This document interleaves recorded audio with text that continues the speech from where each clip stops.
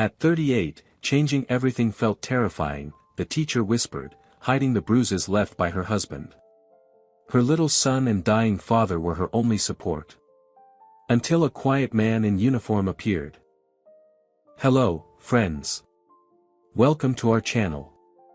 We're excited to share a brand new original story with you. But before we begin, tell us in the comments where you're watching from, and don't forget to subscribe. Rain tapped against the windowsill, washing away the pale remnants of yesterday's hopes. Marina stood by the teacher's lounge window, watching her students scatter after the final bell, clutching colorful umbrellas. October had been cold and raw, like a weight pressing down from the sky. Working late again, came the voice of Veronica Williams, vice principal at Madison High, where Marina had been teaching English for 12 years. 2 extra classes today. SAT prep with 9B, Marina replied, absent-mindedly adjusting her heavy chestnut bun, now streaked with early gray.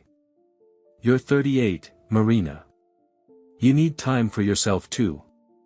You can't live for work alone.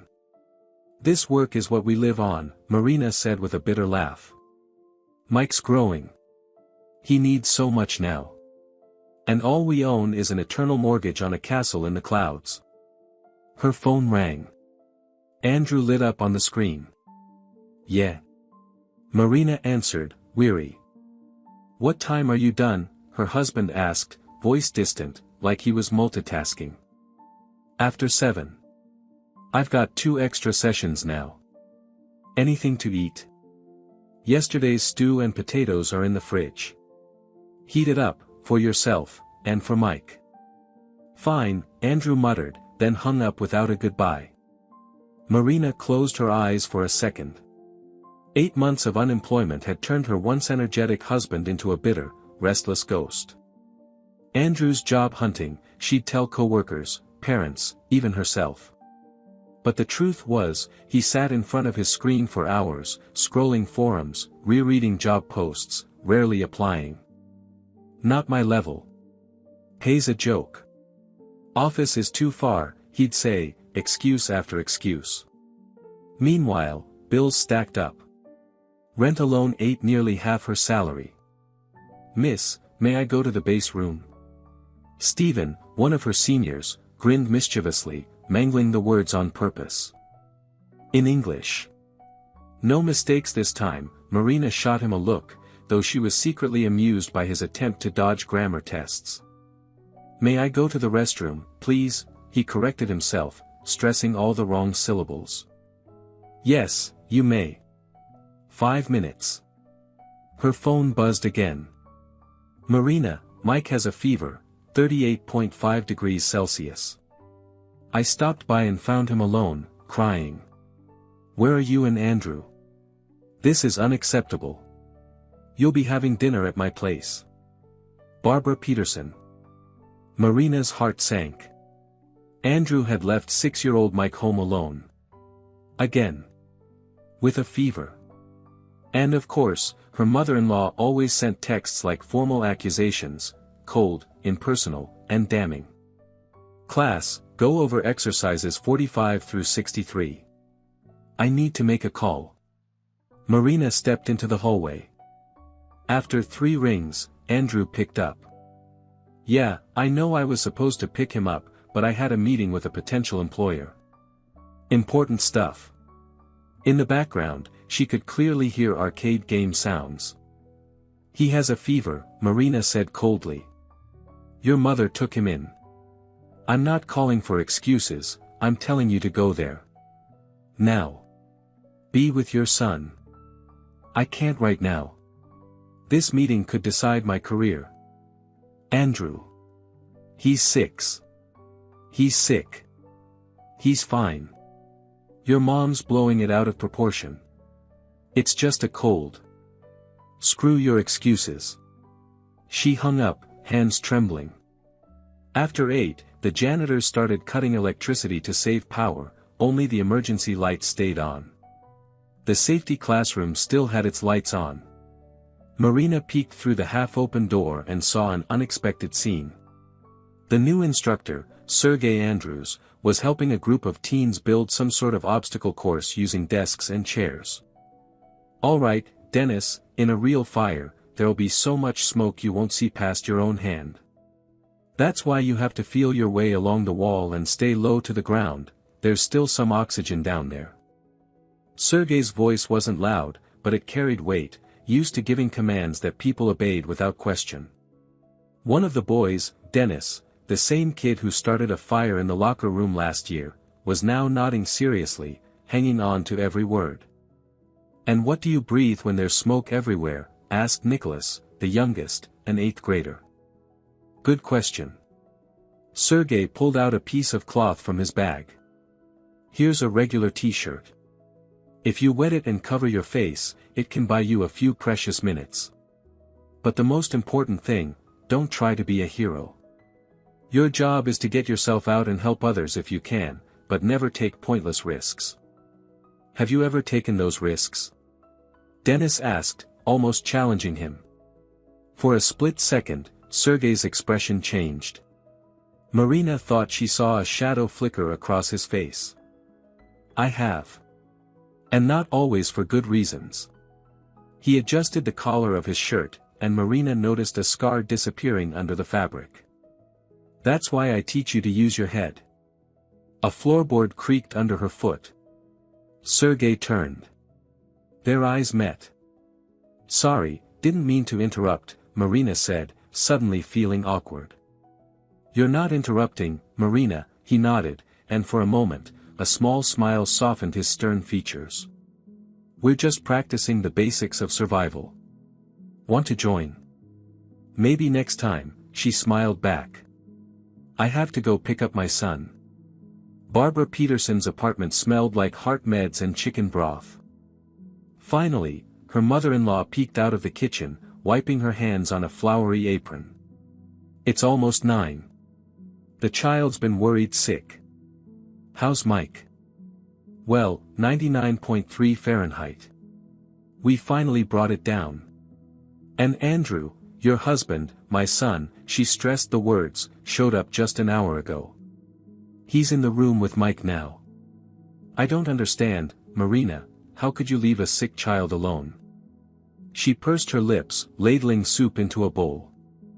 "I was at work, Barbara. The job that's been feeding this whole family for the past 8 months," Marina answered quietly. "No need to be dramatic. Andrew's actively looking for a job." "It's a tough time for people in tech," Barbara whispered, as if sharing a secret. "Actually, he got a promising call today, but there's a startup fee. I already transferred what I could." Marina gave a bitter smile. That active job search had started back in February, and those promising calls came like clockwork. The last one was some crypto exchange. Andrew had poured in her entire bonus and lost every cent. "Mama." Mike appeared in the kitchen doorway in his airplane pajamas. His cheeks were flushed from the fever, eyes shining. "My little bunny." Marina knelt down and opened her arms. "How do you feel?" "I'm okay," Mike pulled back a little. "Grandma gave me syrup, and my throat doesn't hurt much now. And Dad showed me a new game. It's about space rescuers." Marina stiffened. "More games?" she asked coldly once Mike had left the room. "What's wrong with a father spending time with his son?" Barbara threw up her hands. "Nothing, if he hadn't left him sick and alone. And if he were teaching him to read books, not play computer games at 6 years old." Andrew was half reclined on the couch, a tablet in his hands. When he saw Marina, he sat up. "I didn't know he had a fever," he said, rolling his shoulders like trying to shake off some invisible weight. "I really was at a meeting," he added quickly before she could respond. "And I've got good news. I was offered a spot in a promising startup." "Another one," Marina said, exhausted. "No, this one's different." Andrew's eyes lit up with that all-too-familiar feverish gleam. "They're building an image recognition app." "Stop," Marina raised her hand. "How much money do they want this time?" Andrew hesitated. "It's not about money. They just need some startup capital to register the LLC. My mom's already pitched in, but I need a little more. I have nothing left, Andrew. Everything I had went to rent and new boots for Mike. Not everyone finds their path right away, he snapped, raising his voice. Mike, playing with his toy cars, looked up, startled. Quiet, Marina nodded toward their son. We'll talk at home. They got back around 11. Marina sat in the kitchen, grading papers, when Andrew, now with a beer in hand, slid into the chair beside her. You know this isn't easy for me, he began in a softer tone. I'm a high-level specialist, I can't just accept the first job that comes along. Andrew, Marina set her pen down, you had a decent job at TechSoft Solutions. The company shut down. It happens. So take a lower position and work your way back up. That's easy for you to say, he slammed the bottle on the table. You walk into your school and do the same thing year after year. Everything in my field changes every 6 months. My tech stack used to be in demand, now what? Now you have to learn something new, Marina said firmly. I had to learn how to teach international exams, and nobody taught me that in college. Oh please, Andrew stood up abruptly. That's just rote learning and handouts. I deal with complex algorithms. Right, while you chase your dream job and master your space rescue games, Marina snapped. I'm working 3 jobs to pay for the apartment you sit in all day and to feed the son you leave home alone. Andrew's face twisted. Oh, so I'm a bum now. He loomed over her. Maybe an alcoholic too, huh? You and my mother must be plotting behind my back, she's always criticizing me. Barbara? Marina couldn't believe what she was hearing. She worships you. Keeps throwing money at your schemes. Schemes? Andrew slammed his fist onto the table, sending a pile of notebooks crashing to the floor. You're just jealous. I'm not going to break my back like you for pennies. I'm an IT professional, got it? Former IT professional, Marina corrected him as she bent to gather the scattered papers. The slap came out of nowhere. It burned across her face before she had time to react. Darkness swam in her vision. Stunned, Marina pressed her hand to her cheek and slowly straightened up. Andrew stood across from her, eyes wide, fear and drunken rage battling behind them. You hit me, she whispered. You pushed me to it, he muttered, then immediately backtracked, I'm sorry. I didn't mean to. It just happened. A sleepy Mike appeared in the doorway. His eyes grew huge in shock. Did Daddy hit Mommy? He asked, his voice barely a whisper. Andrew sobered instantly. No, buddy, no, he crouched down in front of his son. We were just talking loudly. That's all. Go back to bed, it's late. Mike looked at his father with uncertainty, then turned to his mother. A single, helpless tear slid down Marina's cheek before she could stop it. Mama's crying, the boy said in a trembling voice. I'm fine, Mike, Marina quickly wiped the tear away. Really? I'm just tired. Go lie down, I'll be right there. Once he left the room, Andrew reached out toward her. Marina, I'm sorry. I don't know what came over me. Don't touch me, she stepped back. Don't you ever lay a hand on me again. Ever. He lowered his head. I swear, that was the first and last time. I feel so worthless. You're out there working, and I'll find a job. I promise. Tomorrow. Marina said nothing. She quietly walked to her son's room, lay beside him, and wrapped her arms around him. She breathed in the familiar scent of his hair and closed her eyes. At 38, changing everything is terrifying, she thought as she drifted into a restless sleep. The morning greeted her with a pounding headache and a heavy, leaden weight in her body. Her cheek still stung from the slap. Mike was curled up beside her, fast asleep. Andrew was gone, probably left early, the way he always did after a fight. There was a surprise waiting for her in the teacher's lounge, a telegram in a worn yellow envelope. Marina Williams. Your father is in critical condition. Stroke. Come immediately. Linda Thompson. Her heart skipped a beat. Her fingers trembled as she dialed her mother's number. Mama, how is he? Marina asked as soon as she heard that familiar voice. Still in serious condition, Linda replied, tired but composed. The doctors are cautious. You need to come, Marina. I'll leave today. Marina's mind raced, how to manage Mike, her job, and a ticket she couldn't afford. I'll be there by evening. I'll be waiting, sweetheart, her mother's voice broke. Your father, he really wants to see you. Marina rushed home to pack and grab what money she had. She pulled out a bundle of wrinkled bills from the stash under the floorboard. Instead of $500, there were only $150. Her heart thudded with a sickening jolt. Andrew, she said slowly, calling her husband. Did you take the money from under the floor? Silence. I'm sorry, he finally said. I needed it for a meeting with investors. I swear I was going to put it back. What investors? Marina's throat tightened. That was my last emergency stash. I didn't know you needed it right now, Andrew defended himself. This guy promised a solid deal. But, he was a scammer.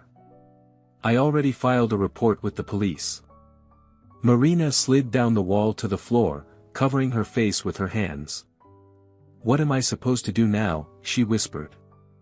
I don't even have money for a ticket, and my father's dying. The doorbell rang.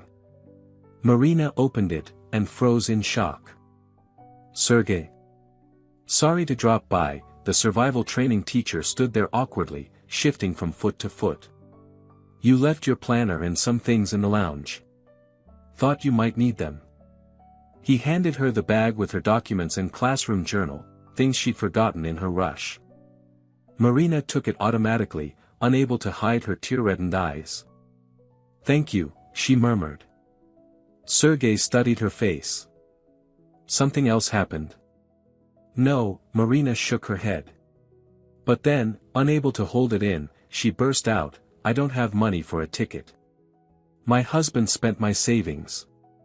And my dad's getting worse. Sergey paused for a moment, then decisively unzipped the chest pocket of his jacket and pulled out an envelope. Here. It's $600. That should cover the ticket and help for a bit. No, you can't, Marina stepped back. We barely know each other. Pay it back when you can, he placed the envelope in her hand. No paperwork. No interest. Think of it as a loan of trust. Marina stared at the envelope, speechless.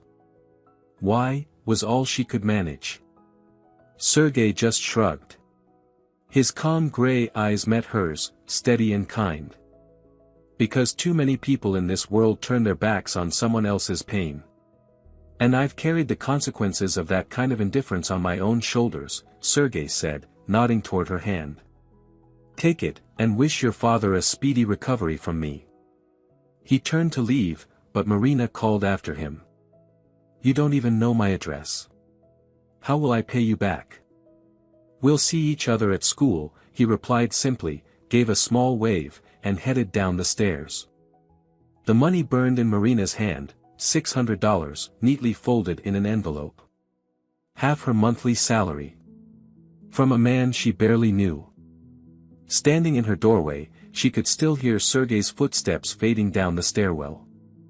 Her phone buzzed in the hallway. Andrew. Marina, did you hear about your dad?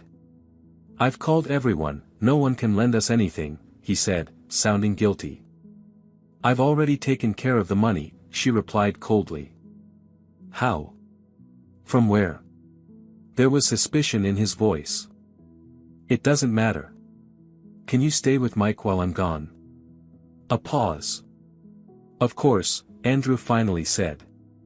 But Mom says she doesn't get why you're rushing. Maybe find out first how bad it really is. Marina closed her eyes and took a long breath to hold back her fury. How bad? He had a stroke, Andrew. He's 71. My mom's alone. What more do you need to know? I just think it's odd, you two haven't really talked in years, and now suddenly you're dropping everything. Mom thinks maybe you're just trying to get away from me after last night. Something inside Marina cracked. She didn't respond. Just hung up. No energy left for words. Her mother-in-law, always turning every situation into a manipulative game, apparently now believed Marina had staged a stroke to escape the marriage. Marina started packing fast, bag, documents, just the essentials, phone charger. On the top shelf of the closet, her fingers found a small box of jewelry, the only keepsake she had left from her grandmother.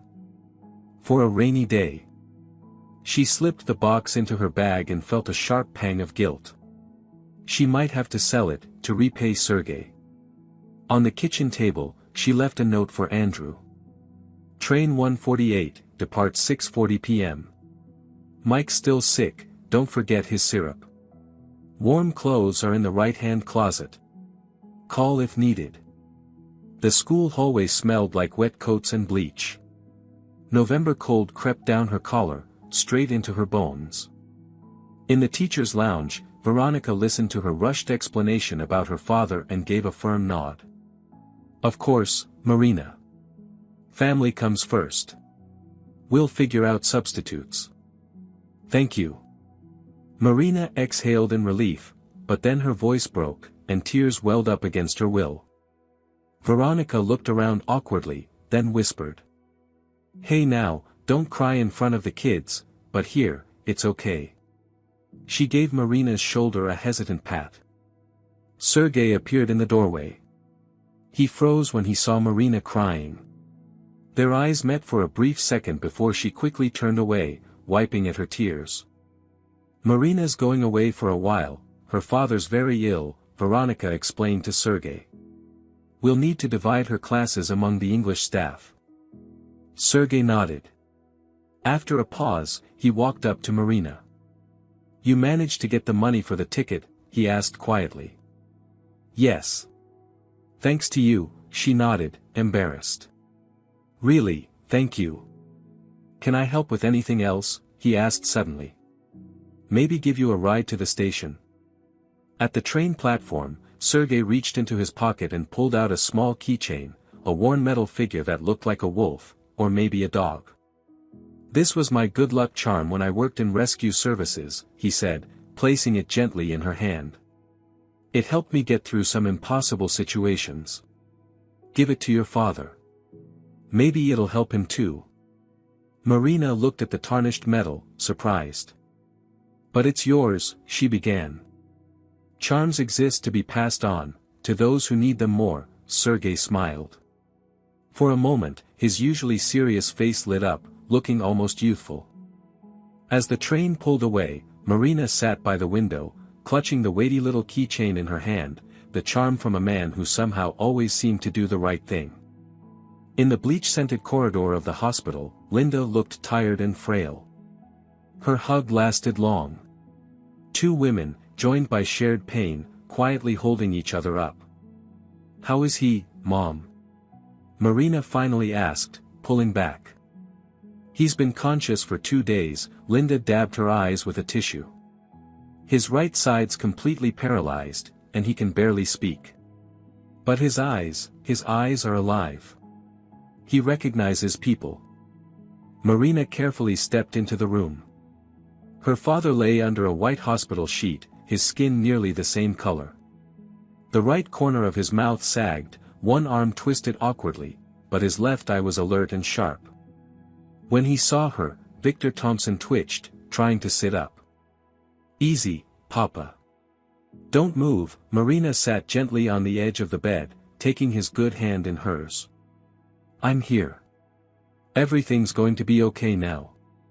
Ma, her father forced out, and a tear slipped down his cheek. Marina pulled the charm from her pocket. Look what I brought you. A good luck charm from a friend. He said it helps in the hardest moments. Now it'll protect you. Her father gave the slightest smile on the left side of his mouth. Slowly, he closed his fingers around the little metal figure. Days blurred into a steady rhythm of hospital corridors, doctor consultations, and 4 shifts. Andrew rarely called, but every evening, Mike would come on the line. His voice was cheerful, full of excitement as he talked about cartoons, games with Dad, and a new building set Grandma Barbara had bought him. And I drew a picture for Grandpa, Mike announced one evening. Dad said we'll mail it to him. Of course, sweetheart, Marina replied, trying to sound upbeat. How's your throat? Does it still hurt? Nope, the boy chirped. Grandma makes me tea with honey. And she said you're not coming back soon because you found a new husband. Is that true, Mom? Marina's breath caught in her throat, burning with anger, but she kept her voice calm. Of course not, honey. I'm just staying longer because Grandpa is sick. I'm helping Grandma Linda take care of him. Okay, Mike mumbled. And now Dad goes to work a lot. Work? Marina blinked in surprise. Yep. He says he makes big money now. Promised to buy me the coolest new tablet. On the 5th day of her stay, Victor was moved from the ICU to a regular room. It gave Marina hope, even though recovery was still far off. His right side remained weak, and speech came slowly, but he could sit up on his own and try to stand with help. After leaving the hospital, Marina wandered through the familiar streets of her childhood.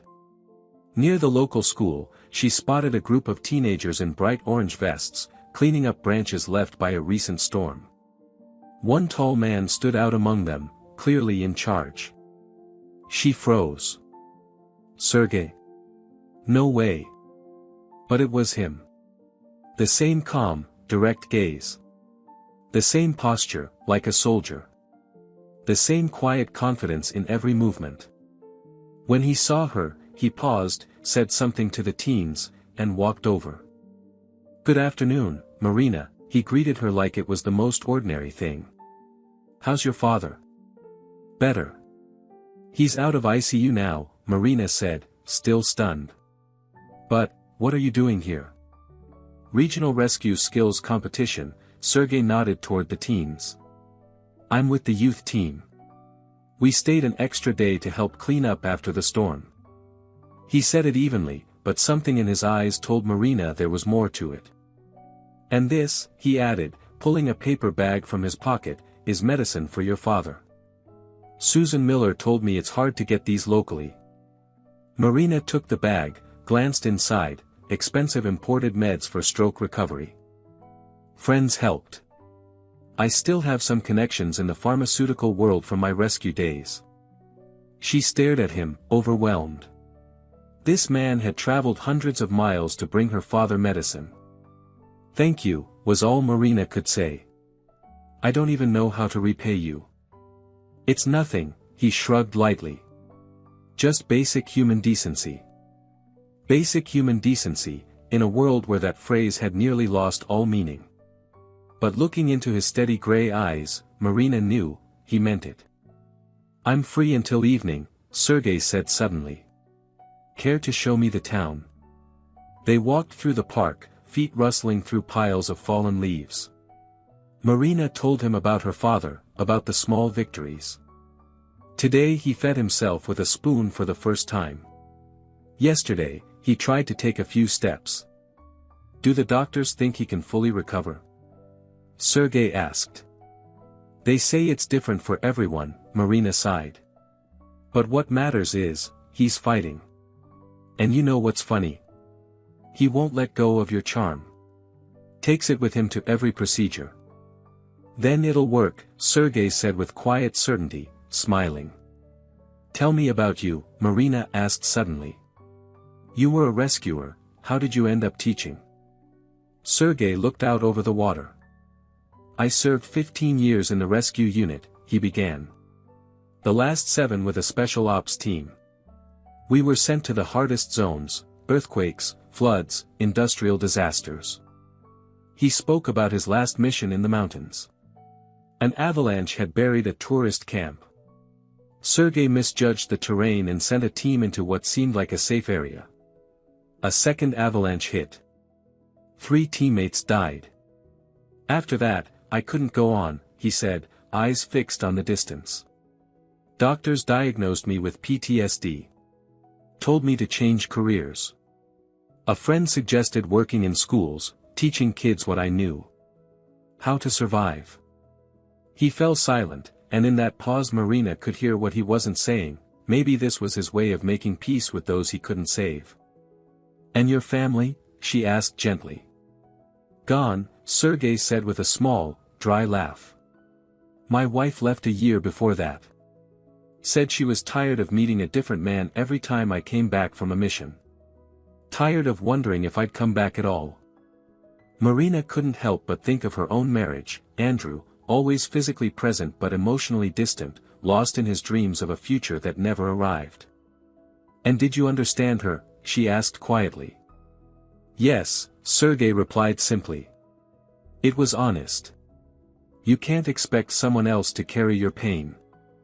They talked until dusk, about the past, about work, about their parents. As evening fell, it was time to say goodbye. Sergei had to return to his team, and Marina needed to head back to the hospital for the evening visit with her father. Are you staying here long? Sergei asked. 3 or 4 more days, until Dad is a little better, Marina replied. Then I have to go back. Work, my son. Of course, he nodded. Give Victor my best. Marina watched him walk away, a strange feeling blooming in her chest. It felt like she had just spoken with someone from a different world, a world where honesty, reliability, and quiet strength still existed. That night, sleep wouldn't come. Her parents' apartment was silent, the only sounds the ticking of an old clock and the occasional car humming past the window. Lying in bed, staring at the ceiling, she thought about the conversation with Sergei. His story. The calm he carried with him. Being near him made her want to stand straighter. To be better, not prettier or smarter, but better. Stronger. Worthier. It was a forgotten feeling, like being young again, when everything still felt possible. The phone rang sharply, breaking the silence. Marina flinched and reached for it. Andrew. Yeah, she answered groggily. Marina, his voice trembled, panicked. Mike's fever's back, 104. They took him to the hospital. Looks like pneumonia. Please, come quick. The station square greeted her with a biting wind and prickly snow that lashed her face. She jumped from the taxi, shoving crumpled bills into the driver's hand, and ran to the glass doors of the children's hospital. One thought pounded in her head, just let me get there in time, please, not too late. The waiting room was packed.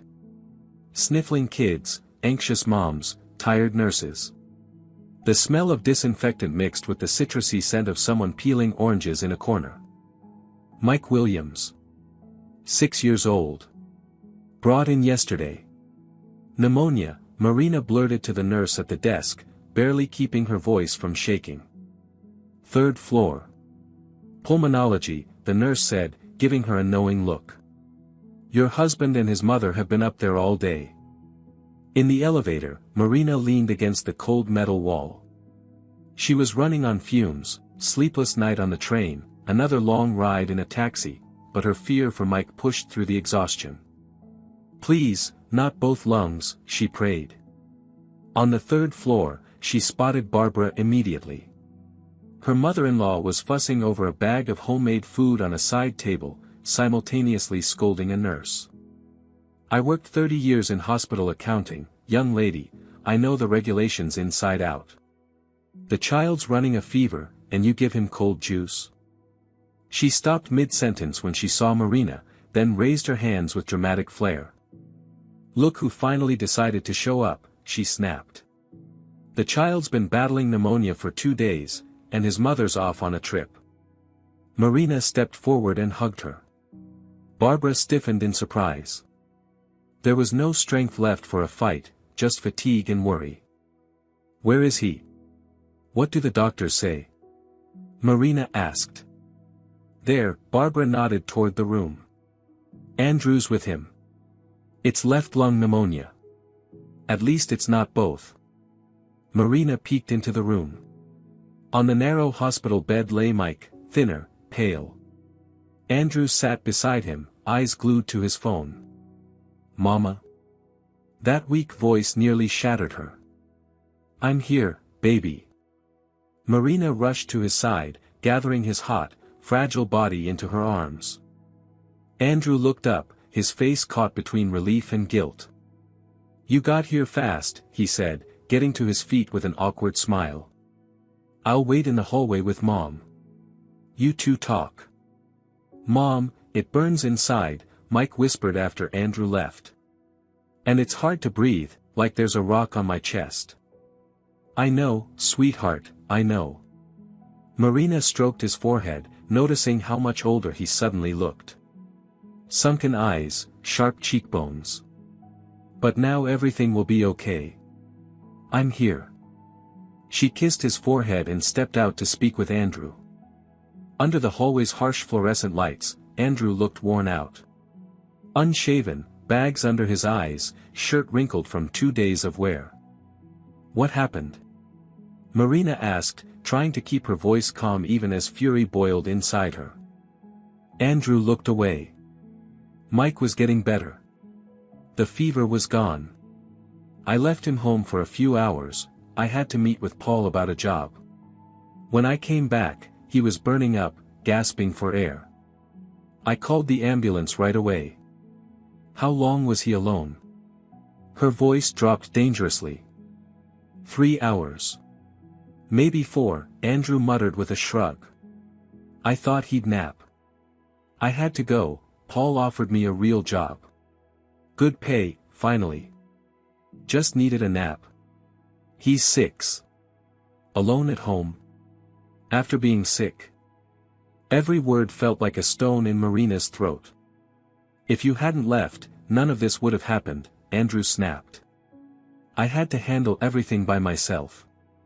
Barbara, who had been pretending not to listen, stepped closer. "Andrew's right, Marina. You never should have left a sick child to go off who knows where."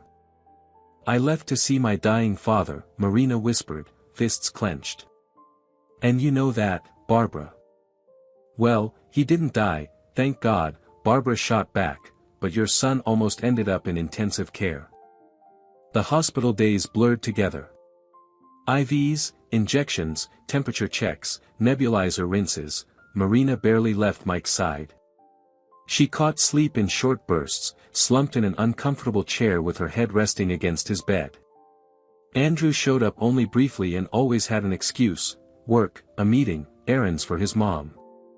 On the 3rd day, a nurse poked her head into the room. "Marina? Someone's here to see you." A man brought a care package. Sergey was waiting in the hallway by the window. On the sill, a bag of oranges and apples, and a stack of children's books. "Sergey?" Marina couldn't hide her surprise. He gave an awkward nod. "Sorry for the surprise. I heard at school that your son was in the hospital. Thought he might be bored." That simple act of kindness sent a lump to Marina's throat. She had held herself together for 3 days, but those books, those oranges, nearly undid her. "Thank you," she said, managing a small smile. "Mike will be happy. He loves oranges." A child's crying echoed down the hall. Sergey turned. A little boy, maybe 5, sat clutching his swollen throat. A young nurse hovered nearby, clearly flustered. "Fever's at 104. The inhaler's not helping," she told Sergey as he walked over. "I called the doctor, but he's doing rounds in another wing. Do you have pediatric prednisone and saline for inhalation?" Sergey asked, already rolling up his sleeves. "Yes, but," she hesitated. I'm a former rescue worker. Medical training included, he said calmly, kneeling by the child. This is croup, classic case. We'll do a steroid inhalation. He'll be breathing easier in 10 minutes. Marina watched him prep the inhaler solution with practiced ease, speak gently to the frightened boy, dose the meds with confident precision. The nurse looked at him with barely concealed admiration. You're great with kids, Sergey, Marina said after the boy's breathing settled. Just experience, he shrugged. In the mountains, we had to give first aid on the spot. No waiting for evac. And kids? They're easier than adults. They don't fake being okay. When Sergey left, having handed off the books and fruit, the same young nurse came in. Your husband? She asked curiously while adjusting Mike's fore. Oh, no, Marina blushed. We work at the same school. He's just a colleague. Well, your school's lucky, the nurse smiled dreamily. You can tell, he's the real deal. A week later, Mike was discharged. His body was still recovering, he tired quickly, sometimes struggled to breathe, but the fever was gone, and the doctor allowed him home care. Andrew picked them up in his beat-up Ford, the one he'd bought on impulse 6 months ago and never quite managed to fix. Home, home, home. Mike chanted joyfully from the back seat, clinging to Marina. The apartment smelled different, feminine perfume hung in the air. Marina froze in the entryway, nose twitching like a wild animal sensing danger. I'm hungry, Mike said, settling on the couch with the stuffed bear the nurses gave him as a goodbye gift. I'll make something, Marina said, heading toward the kitchen, then stopped dead in her tracks. A glass sat on the table, its rim stained with bright pink lipstick. On the windowsill, an ashtray full of cigarette butts. Andrew never smoked in the apartment. She peeked into the bedroom. The bed was a mess. A piece of lace lingerie was stuck between the mattress and the wall. Her ears rang. Her first instinct was to grab Mike and walk out, no questions, no arguments. But where? Back to her parents? Her father had only just started walking again, and she had a child fresh out of pneumonia. Marina? What are you doing? Andrew appeared in the doorway, then followed her gaze. He rushed to the bed, grabbed the lingerie, and shoved it under the mattress. Who is she, Andrew? Marina asked, her voice hollow. You're getting the wrong idea, he muttered, looking away. It was just a coworker. She came to help with some paperwork. Paperwork? Marina let out a bitter laugh. Lipstick on the glass. Perfume in every room. Do I look like a complete fool to you? Andrew groaned and grabbed his head. God, you're blowing this way out of proportion. Yeah, Julia stopped by. She's an old classmate. Works in IT now. We talked, that's it. She was there for me when you were gone, when our son was in the hospital and I had no one. I was with my father. After his stroke, Marina snapped. And you knew exactly where I was. Then I was with our son, who you left alone with a fever so you could meet up with this coworker. It was work, Marina. Andrew stepped toward her, grabbing her shoulders. Someone finally saw my potential. Julia offered me a real project. Actual money. You didn't answer the question. Marina pulled free. Did you sleep with her? Andrew stepped back and rubbed his face with both hands. God, this is so petty. I finally get a real shot at a decent job, and you're throwing a jealous tantrum. The lipstick-stained glass flew across the room and shattered against the wall. Marina didn't even realize how it happened, her hand just moved on its own, as if disconnected from her body. Mama? Mike stood in the doorway, wearing his pajamas with little airplanes. His eyes were wide with fear. What happened? Nothing, sweetheart, Marina forced a smile. Mom just dropped a glass. Go back to your room, I'll make dinner soon. Andrew followed the boy out but returned a minute later, closing the door behind him. Yes, he said quietly. Yes, I slept with her. Once. I was drunk.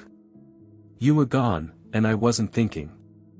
Not thinking, Marina repeated hollowly. You weren't thinking about our son either when you left him sick and alone. That's not fair, Andrew flared. If you hadn't run off to your daddy, none of this would have happened. I wouldn't have been left alone, wouldn't have needed anyone, and Mike wouldn't have gotten sick. It was so absurd, so childish and cruel, that Marina couldn't even find the words to respond. Andrew loomed over her, breathing heavily, his face twisted in anger and guilt he couldn't bear to carry alone. You're always like this. I'm the loser, I'm the one who can't earn enough, he hissed. And you? You're just a low-paid teacher. All you ever do is talk and nag. Not once did you praise me or lift me up. Just constant criticism. Maybe that's why I slipped up with Julia, she said something kind for once. She made me feel human instead of freezing me with your disappointment. I never looked down on you, Marina said wearily. All I ever asked was for you to take responsibility. At least for our son, if not for me. The slap landed without warning. Sharp, quick, and merciless. Mike appeared in the doorway again, eyes wide in horror, hands over his mouth. Dad, he screamed, voice shrill with tears. Don't hit Mom. Andrew froze. Like someone had poured ice water over him. He looked at his hand. Then at Mike. Then at Marina. Oh God, what am I doing, he whispered, backing away. I'm sorry. I didn't mean to. Marina walked past him without a word and held Mike close. It's okay, honey. We were just talking loudly. Let's go, I'll tuck you in. Later, after Mike had fallen asleep, Marina walked into the kitchen. Andrew sat there staring into space, an unopened beer bottle in front of him. I'm leaving you, she said softly. We'll spend the night here. Tomorrow, I'm finding a new place. Where will you go, with a kid? Andrew looked up at her, eyes dull. And anyway. You misunderstood everything. I didn't mean to hit you, I just. A sharp knock interrupted him. Margaret Williams, their landlady, stood in the doorway. A petite old woman with sharp eyes and a spine of steel. I got word today, she said, skipping pleasantries. My son and daughter-in-law are moving back from Canada. You'll need to vacate the apartment in a week. Your lease runs till the end of the month. I'll return the unused portion of the rent. Margaret, Marina pleaded, our child just got out of the hospital. Where are we supposed to go? Got family? The old woman asked. Go to them. I haven't seen my son in 6 months. I have every right to let him stay in my own home. When the door shut behind her, Marina and Andrew just stared at each other, briefly united by this sudden crisis. You see? Andrew said quietly. Now there's really nowhere to go. Let's just forget all this. Start over. I've got a job with Paul now, real income. We can rent a better place. No, Marina shook her head. I think we should live apart for a while. You can go to your mother's. Mike and I will stay with my parents. We need time to think. But your parents live 300 miles away, Andrew protested. And I've got work. A project. Every time he said, work, Marina saw that lipstick on the glass. That crumpled sheet. Make a choice, she said firmly. Either we separate temporarily and figure ourselves out, or I'm filing for divorce.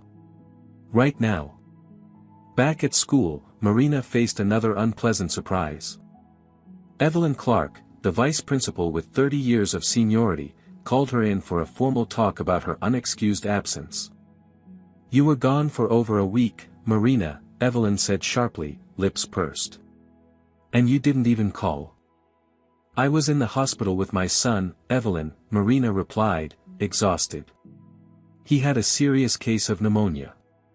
We were just discharged yesterday. In the hospital, were you? Evelyn peered over her glasses. Because from what I hear, you were in another city before that. Meanwhile, your classes had to be covered by others. Marina blinked in confusion. How did Evelyn know about her trip to her parents? Then it clicked, Sergei. He'd been filling in for her. He knew where she'd gone. Maybe he told Evelyn. I went to see my father. He had a stroke, Marina said calmly. I informed Veronica, our other vice principal, and she approved the leave. And the moment I returned, I was admitted to the hospital with my son. Veronica is on leave, caring for her mother, Evelyn said tightly, lips pressed into a thin line. In her absence, I'm acting as head. And I see discipline unraveling. Teachers leaving without notice, students left to fend for themselves. I didn't abandon anyone, Marina felt a hot wave of anger rise in her gut. But if you're unhappy with my performance, here. She yanked a notebook from her bag, scribbled a few words, and tore out the page, placing it squarely in front of the vice principal. My resignation. What is this, kindergarten? Evelyn raised an eyebrow. Losing your cool? Or does this have something to do with your special attention to the new safety instructor? Marina stared at her, stunned. Excuse me? Girls from class 7B saw Sergei walking you home, Evelyn adjusted her glasses, clearly enjoying herself. Then he vanished for 2 days. Took unpaid leave. Turns out, he went to the same city you were visiting. Unbelievable, Marina thought. High school gossip. I'm 38 and being accused of an affair like I'm in some teen drama. Sergei brought medicine for my father, she said calmly. He's a former rescue worker, he was able to get medication we couldn't find locally. Of course he did, Evelyn said with a mocking smirk. And then it hit Marina, Evelyn was jealous. She had feelings for Sergei. And now, she saw Marina as a threat. That evening, after a hard conversation with Andrew, who reluctantly agreed to move out temporarily but still didn't believe it was serious, Marina stayed late at school grading papers. She was heading out when someone called her name. Excuse me, are you Marina? A young woman in military nurse uniform sat on a bench near the gate. Her blonde hair was tucked neatly under her beret, and her large gray eyes watched Marina cautiously.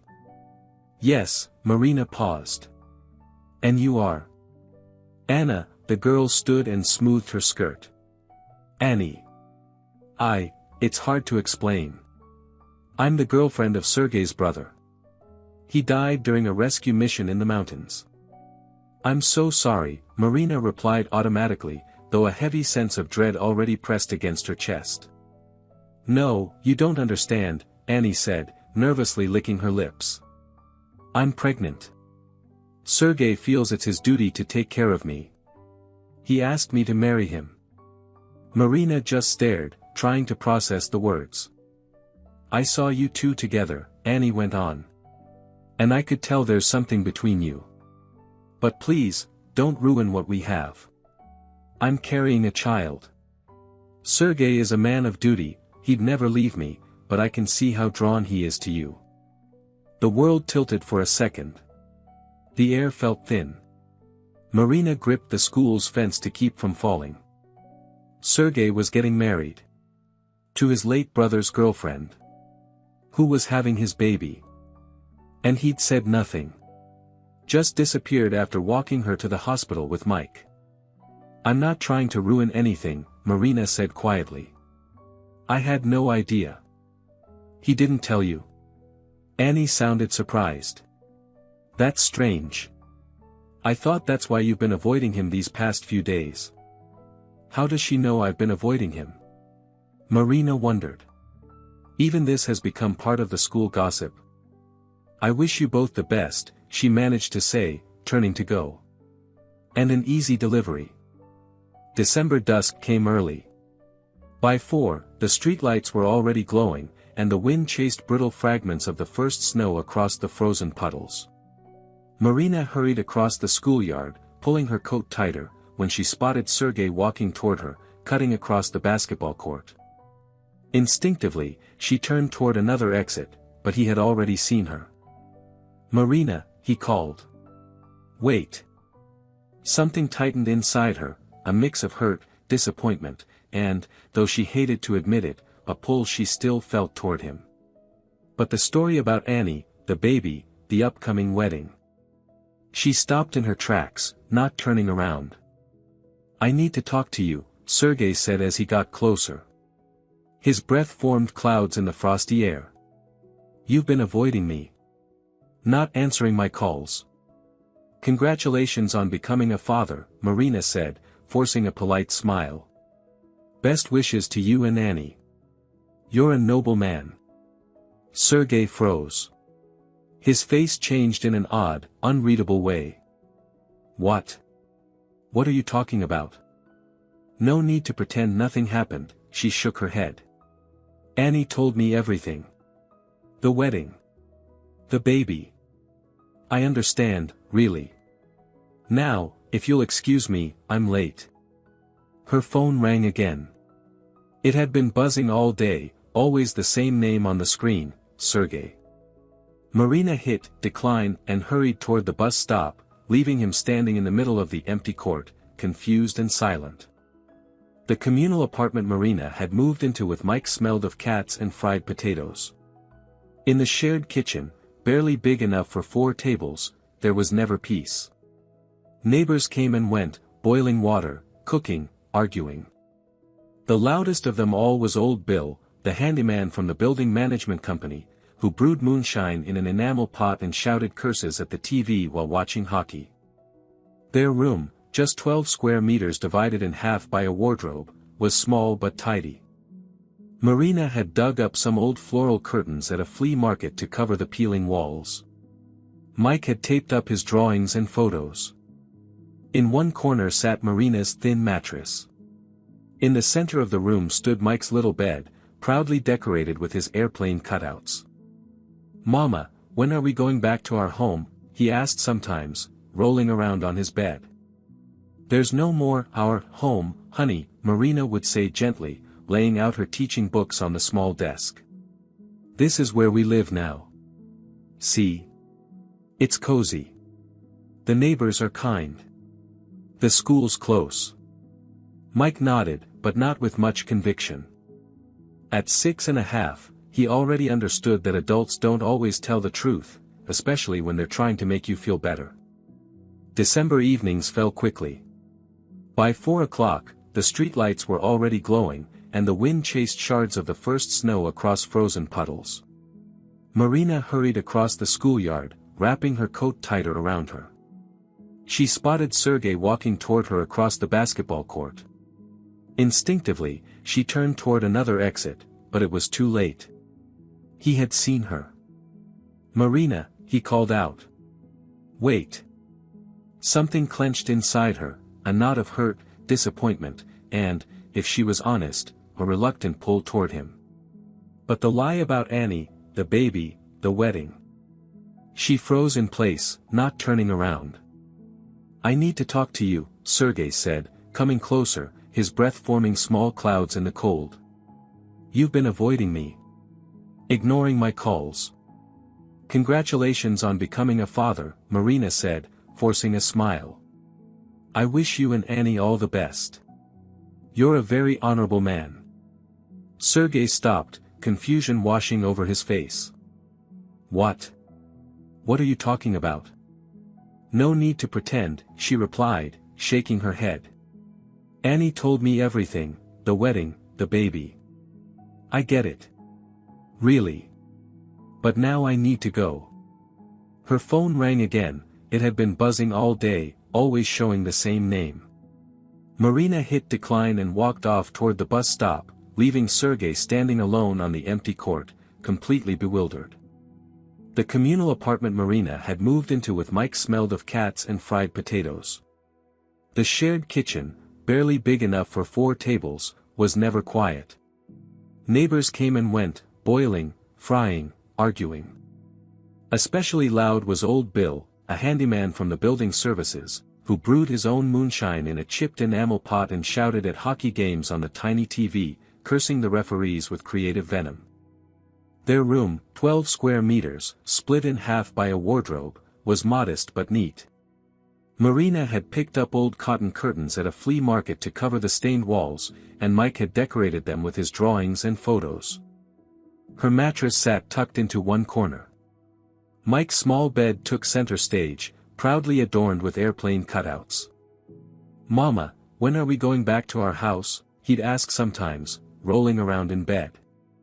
"There is no house anymore, sweetheart," Marina would reply gently, arranging her lesson books on the tiny desk. "This is home now. It's nice here, right? The neighbors are kind, and school's close." Mike would nod, but without much conviction. At 6.5, he already understood. Grown-ups often said things that weren't true, especially when they were trying to make you feel better. Andrew had moved in with his mother, though he rarely stayed there. Most of his time was spent at Julia's place. According to the bits Mike shared, she lived in a fancy 2-bedroom apartment in an upscale neighborhood. "Dad took me to the zoo," Mike would say after one of their rare visits. "And Auntie Julia came too. She bought me ice cream, even though it was cold. She said it's okay in the zoo." Marina would smile, pushing away a dull twinge of jealousy. Why was Andrew so energetic and attentive with another woman, when with her, he'd always been tired and irritable? One evening, there was a knock on their door. On the threshold stood Vera Anderson, the elderly woman who lived in the room next door. "Marina, someone's here for you," she whispered, wiping her hands on her apron. "Your ex. Or, not ex yet." Andrew was pacing in the hallway, rumpled and grim. He carried a duffel bag and a battered backpack. "I came for the rest of my stuff," he muttered without meeting her eyes. "The files for the programs I wrote. I need them to finish the project with Julia." "Come in," Marina stepped aside to let him through. Mike's face lit up when he saw his father and he leapt into his arms. "Dad! I'm going to a new school now, and I like it. And we have Zoe living with us, Aunt Vera's cat. She sleeps in my bed." "That's great, champ," Andrew said, trying to sound present, but his mind was clearly elsewhere. "Marina, where are my flash drives and the folder with the code?" "In the box under the wardrobe," she nodded to the far corner. "I put everything there." A heavy silence followed. "Dad, will you stay with us?" Mike asked, hope bright in his eyes. "We could play the space board game. Mom got a new one." "Not today, buddy," Andrew ruffled his hair. "I've got things to do. Maybe next time." "Okay." Marina turned away so she wouldn't have to watch her son's smile fade. Andrew rummaged through the box, sorting discs and papers. "I have to go," she said, once Mike, now pouting, had gone to draw at his little desk. "My dad's gotten worse. Another stroke. Mom's there alone. Again." Andrew glanced back. "And what about Mike?" "I'm not sure yet," Marina said, sitting on the edge of a chair. "Maybe Vera will help. He's grown attached to her." "I would have taken him," Andrew began, then faltered. "But Julia and I are flying to Prague next week to pitch our project to investors. It's really important, Marina." "Of course," she said without emotion. "I understand. How's the project going?" Andrew perked up, that familiar spark returning to his voice. "Great. Julia's a genius, she found the perfect market niche. All I need to do is finalize the algorithm. She says after the investor meeting, we can register the business and make my share official." "My share?" Marina noted it silently. "Not I, not me, but we, my share." He didn't even realize he was just a player in someone else's plan now. "Good luck," she said sincerely. "I hope it works out." Her parents met her at the door. Her mother had grown even thinner in recent weeks. Her father now relied on both a cane and Linda's arm to move around. "Marina," Victor tried to quicken his step when he saw her, and nearly lost his balance. "Careful, Papa," Marina caught his elbow. "No rush." They settled in the kitchen, the only room he visited now besides the bedroom and bathroom. The rest of the apartment was still out of reach. "He's recovering faster than the doctors expected," her mother whispered, while Victor dozed over his soup. "But the second stroke, it's made things harder.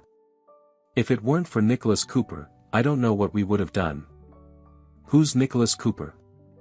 Marina asked as she adjusted the pillow behind her father's back. "He's a neurologist from a new private clinic," her mother said, brightening. "Top-level specialist, spent 10 years practicing in Israel. He came back to the US and opened a rehab center. When your father was brought in after the second stroke, the attending doctor called Nicholas right away. He rushed over in the middle of the night.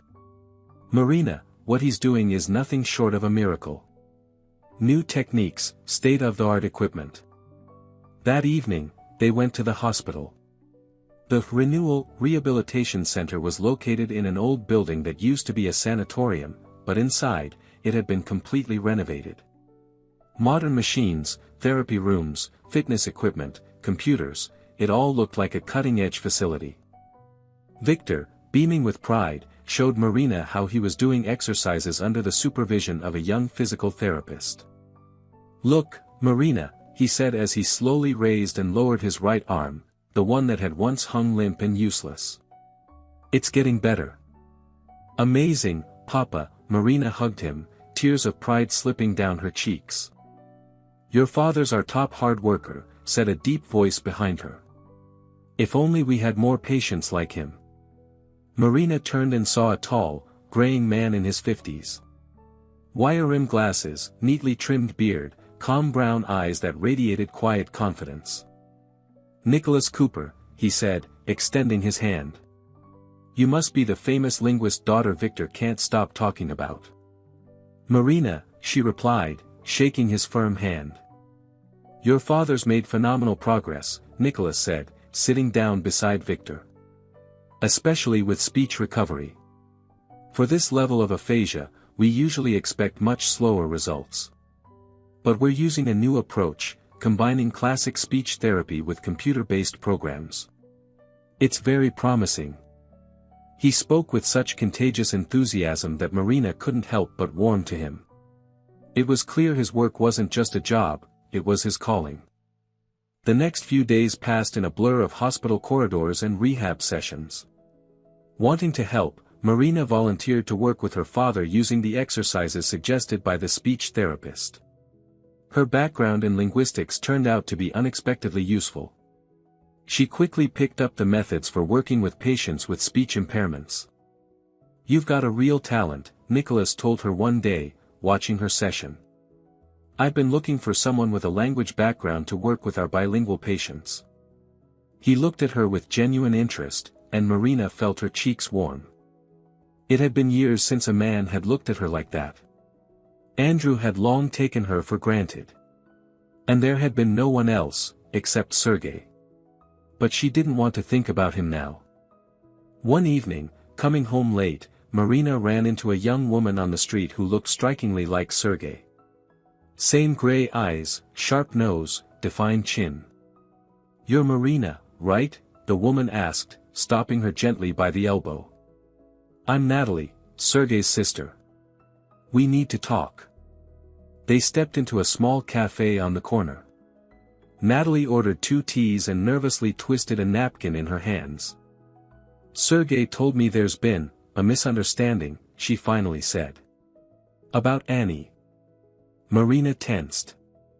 "It's not a misunderstanding. Annie told me herself, about the baby, the wedding. I'm not trying to interfere in their relationship." Natalie blinked in surprise, then laughed, shaking her head. "So that's what this is about. Marina, Annie lied to you. She was in a relationship with our brother Andrew. He died during a mountain rescue mission. Annie was working as a nurse in a field hospital. After he passed, she spiraled. Got hooked on painkillers. Then stronger stuff. When Sergei found her 6 months ago, she was barely hanging on, living in a drug den, selling off anything she had left. Natalie paused, taking a sip of tea to calm herself. Sergei felt responsible for Andrew's memory. He paid for Annie's treatment, helped her get clean, got her a job at the medical center. And yes, he takes care of her. But not the way she told you. There's no wedding. No baby. My brother is a man of honor. But Annie is just a promise he made to the past. Marina sat frozen, her heart pounding in her throat. Why would she lie? She finally whispered. She's scared, Natalie shrugged. She saw the way Sergei looks at you. She's afraid of losing his support. Of being alone again. She's still fragile, not fully recovered. She thinks that if Sergei falls in love with someone else, he'll forget the promise he made to her. They talked for a while longer. Before leaving, Natalie took Marina's hand and gave it a firm, sincere shake. Please, talk to him, Natalie said. I haven't seen my brother look this alive since he left rescue work. What happened with his wife, with Andrew, it broke him. But now he's coming back to life. Because of you. Marina didn't know what to do with this sudden wave of truth. Part of her wanted to call Sergei immediately, apologize, explain everything. But something held her back, maybe uncertainty about her own feelings, maybe fear of starting something new when the old still wasn't officially over. She decided to wait until she was back home. First, she needed to make sure her father was safe. Then she could figure out the rest of her life. The next day, Sergei showed up unexpectedly in her father's hospital room. Upright, composed, but his eyes showed the fatigue of a long journey. Sorry for barging in, he said to Marina, trying to sound calm, though the tension in his voice betrayed him. I took some time off. Thought you might need help. Victor visibly brightened at the sight of him. He pulled the familiar wolf keychain from under his pillow. It works, he managed to say, holding up the charm. Saved me. After her father had dozed off from treatment, Marina and Sergei stepped into the hospital garden. I owe you an apology, she began, tracing her fingers across the frost-covered bench. Natalie told me the truth. About Annie. She did. Sergei nodded, pressing his lips together. So now you know Annie lied. Why didn't you explain it yourself? You didn't give me the chance, he shrugged. And after that, I figured you had enough to deal with, your divorce, moving, your dad's illness. I thought you needed space. They stood in silence. The December air burned in their lungs, somewhere in the distance orderlies were wheeling out bins. Are you still helping Annie? Marina asked. Yes, he answered honestly. I made a promise to my brother, that if anything happened to him, I'd look after her. And I will. But that doesn't mean, he paused, searching for the right words. I've never had romantic feelings for Annie. I never will. It's not love, it's loyalty. Nothing more. Marina looked at his profile, the strong jawline, the steady chin, a touch of gray at the temples. This was a man who seemed to always do the right thing, even when it was unbearably hard. Marina, I need to tell you, Sergei turned toward her, his gray eyes steady and sincere. You've become someone very important to me. I didn't think I could feel anything again after everything I've been through. But with you. I'm still married, she said quietly, cutting him off. I know, he nodded. And I'm not asking for anything. I just wanted you to know. During the 3 weeks Marina spent in her hometown, she grew closer to Nicholas. He often invited her to discuss her father's recovery over coffee, asked for her input on speech therapy methods, and shared his vision for the future of neurorehabilitation in the U.S. You have such a unique skill set, Marina, he he told her one evening as they walked to the bus stop. A background in linguistics, fluency in multiple languages, a natural way with patience. We could really use someone like you at the center. But I don't have a medical degree, she protested. That's not a problem, he smiled, fine lines crinkling kindly at the corners of his eyes. We run retraining courses. In 6 months, you'd learn the fundamentals of speech therapy in a neuro setting. He looked at her with professional respect, but increasingly, with personal warmth too. He invited her to concerts at the local symphony, to the theater, to gallery openings. And yet, something kept Marina from responding to those gestures. Maybe it was Sergei, who had left 2 days later, saying he'd been urgently called back to school. Before returning to the cramped communal apartment, Marina made a difficult decision, to file for divorce. Her marriage to Andrew had long since ceased to be a partnership. It had become a hollow formality, one that only kept her stuck in place. "Are you sure, sweetheart?" her mother asked gently, helping her pack her bag. "Maybe things could still be worked out." "No, Mom," Marina shook her head. "I should have done this a long time ago. For myself, and for Mike." That evening, Vera called. "Marina, you won't believe this," the elderly neighbor rattled off anxiously. "There's a whole scandal at your school. That Evelyn, the vice principal, she's under investigation. Something about misusing school funds. The principal called asking about you. Said you should call him back right away." Marina returned the call, and Paul Richardson, the school's no-nonsense, business-like principal, got straight to the point. "Come back, Marina. Evelyn's been fired for financial misconduct. All her decisions about cutting your hours have been revoked. You'll be back to teaching full-time English, plus an elective for upperclassmen." Marina hung up and sat in silence. The job no longer brought the satisfaction it once had, low pay, endless bureaucracy, constant fatigue. But she had another option now. Nicholas had offered her a position at his rehabilitation center, meaningful work, good pay. Her phone rang again. Vera, probably with another update from their apartment. "What now, from our soap opera of a shared kitchen?" Marina answered with a grin. But the voice on the line wasn't Vera's, it was Nicholas. "Not quite a soap opera, I hope," he chuckled. "Sorry to bother you so late. I just wanted to ask, how did the meeting with the Disability Commission go? Did they extend your father's disability status?" "Yes, until full recovery," Marina replied, sitting on the edge of her bed, surprised by the late call. "Good. Now, down to business," he said briskly. "I want to offer you the position of coordinator for our language rehabilitation program. The salary is twice your current teaching pay, flexible schedule, and lots of room for growth. What do you say?" Marina froze, warmth spreading through her chest. A new job. New possibilities. A chance to start over. When she returned to the apartment, Vera was waiting at the door, nervously fidgeting with the corner of her apron. "Thank God you're back. Things got messy here," she whispered, nodding toward Mike, who ran up and threw his arms around Marina's neck. "Go play, sweetheart. We need to talk," Vera said gently once he disappeared into the room.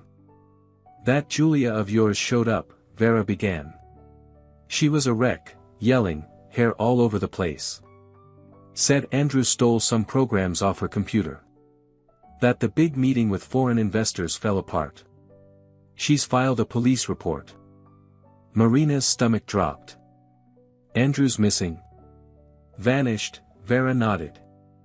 "That fancy girl swore she'd sue you too, thought you were hiding him. Made a whole scene. Bill was the only one who could get her to leave." School greeted Marina with echoing hallways. Winter break wasn't over yet. In the teacher's lounge, she found an unexpected scene. Sergei was sitting at the head of the table, flipping through a folder of documents. "Ah, Marina." Principal Paul stood up. "Meet our new acting vice principal." "We've met," Sergei said with cool formality, giving her a polite nod, as if they'd never shared quiet walks, vulnerable conversations, or anything close. After the meeting, Marina tried to catch him alone, but he was surrounded by colleagues. "Congratulations, Sergey," she said quietly when she found a brief moment. "Didn't see that coming." "Temporary," he replied, adjusting his tie. "Until the investigation into the previous administration wraps up." "How are your parents?" "Dad's doing better." "You haven't called." "I thought I'd give you space to be with your family," he said with a small shrug. "And I've been busy settling into the new role." In his eyes, she saw the unspoken question, "Did you want me to call?" The court summons came out of nowhere. Andrew had filed for divorce, citing irreconcilable differences. As Marina read the dry legal wording, she couldn't believe her eyes. "I waive my parental rights and financial obligations." "How can someone just give up their own child?" she exclaimed, showing the paper to Vera Anderson. "Lawyers come up with clever wording these days," Vera sighed. "It's all to avoid paying child support." "So what are you going to do?" "I'll sign the divorce, of course," Marina said, tucking the document into her bag. "It should have happened a long time ago." The next day, she got a strange call from her former mother-in-law. "Marina, do you know where Andrew is?" Barbara Peterson's voice trembled. "He's disappeared. Not answering any calls." "Barbara, I honestly don't know," Marina replied. "He filed for divorce, gave up his rights to Mike, and vanished." "It's that woman, Julia," Barbara said, her voice cracking. "She led him on, turned him against us. And you, how are you? Is Mike okay?" "We're managing." "Don't hold a grudge against me," Barbara added after a pause. "I only ever wanted the best for my son. Maybe I didn't always show it the right way. Can I see my grandson?" Marina hesitated. Despite everything, Barbara was still Mike's grandmother. He was always fond of her, and the woman was clearly alone now, left without her son. "Come by Sunday," she said finally. "Mike will be happy." They were walking back from the store to the communal apartment when two bulky men in leather jackets stepped into their path. "Palmer," one of them asked bluntly, sizing Marina up. "You Andrew Palmer's wife?" "Ex-wife," Marina replied coolly, instinctively pulling Mike closer. "Listen up," the man leaned in, reeking of alcohol. "Your man screwed over the wrong people. Stole some code and disappeared. We need to find him. I'm being nice, just tell us where he is, and we walk away." "I don't know where he is," Marina said, her voice tightening with panic. "Wrong answer," the man said, shaking his head. His buddy stepped forward, and Marina caught a flash of metal in his hand, a knife. "Hey, kid," he said, eyeing Mike, who was frozen in fear, "you know where your daddy's hiding?" "Get away from my son," Marina said, her voice trembling with fury and fear. "Or what?" the man with the knife sneered. "You gonna scream?" "I'll come running," said a calm voice behind them. Sergey Andrews stood tall, feet firmly planted, jacket open to the cold. His stance seemed relaxed, but Marina could feel it, he was ready to act in a split second. The guy with the knife spun toward him, blade aimed low, but Sergey caught his wrist, twisted it sharply, and in one smooth motion sent the man crashing into the snow. The second lunged in to help, but he too hit the ground a moment later. "Leave," Sergey said evenly, but there was steel in his voice. "And tell Paul I'll be paying him a visit soon." The first guy's eyes widened. He whispered something to his buddy, and the two of them stumbled off into the night. "You can't stay here," Sergey turned to Marina and Mike. "These people are dangerous." "Who are they?" Marina asked, loosening her grip on Mike's shoulder. "Paul's men." "Andrew's former partner," Sergey replied, picking up the groceries that had spilled from her bag. "I have an apartment in a safe neighborhood. It's empty right now. You and Mike should stay there for a while. They know this area too well. I can't take more from you, Marina shook her head. It's not for you, it's for Mike, Sergey said firmly. Please. I live in the school's faculty housing. I don't need the apartment.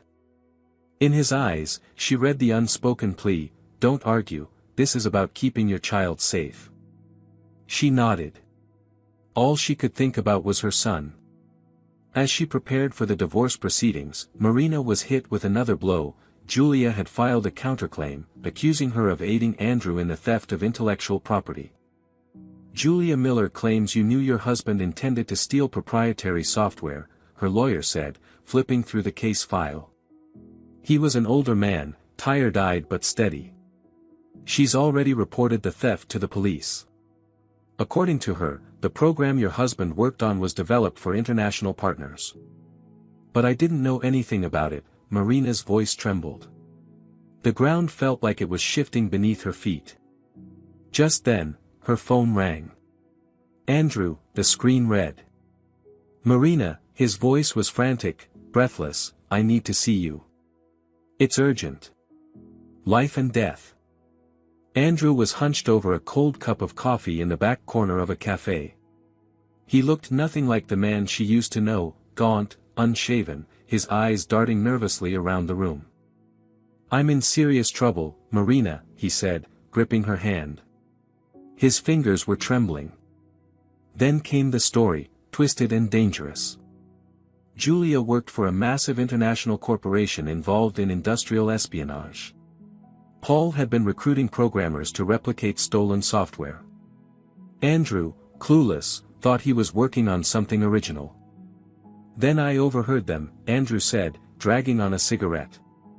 Julia told Paul they'd cut me out once I finished the code. Can you believe it? I was never meant to be part of the real deal. And when things got tense, she decided to get rid of me. So you stole the program and ran. And now you're here. Why? Help me, Andrew whispered. I need cash. Just enough to disappear. A place to hide for a few days. I swear I'll pay you back, with interest. No, Marina said flatly. You got yourself into this mess, and now you want to put Mike and me in danger too. You don't get it, he snapped. If I don't come back with the laptop, they'll come for you. Paul knows where you live. He knows about Mike. Don't you dare use our son to scare me, Marina growled, fists clenched. You gave up your rights to him in court. Remember that? Andrew's face twisted with frustration. This was all Julia's doing, she convinced me to sign. I wasn't thinking straight, Marina. I'll fix it, I swear, just help me out of this mess. When she refused, he began threatening her, saying he'd stop hiding, and once Paul found him, he'd come after her and Mike for revenge. You realize you're blackmailing your own son? Marina asked quietly as she stood up from the table. Goodbye, Andrew. Don't call me again. The divorce was finalized quickly. Both parties confirmed they wanted to end the marriage. Julia showed up in an expensive suit and tried to cause a scene, but the judge cut her off swiftly. Congratulations on your freedom, Sergey said softly as he waited for Marina in the hallway. How do you feel? Strange, she admitted. Like I've taken off a heavy backpack I've been dragging around for years. It feels light. But unfamiliar. That evening, walking back from daycare with Mike, she spotted her old Honda Civic in the parking lot.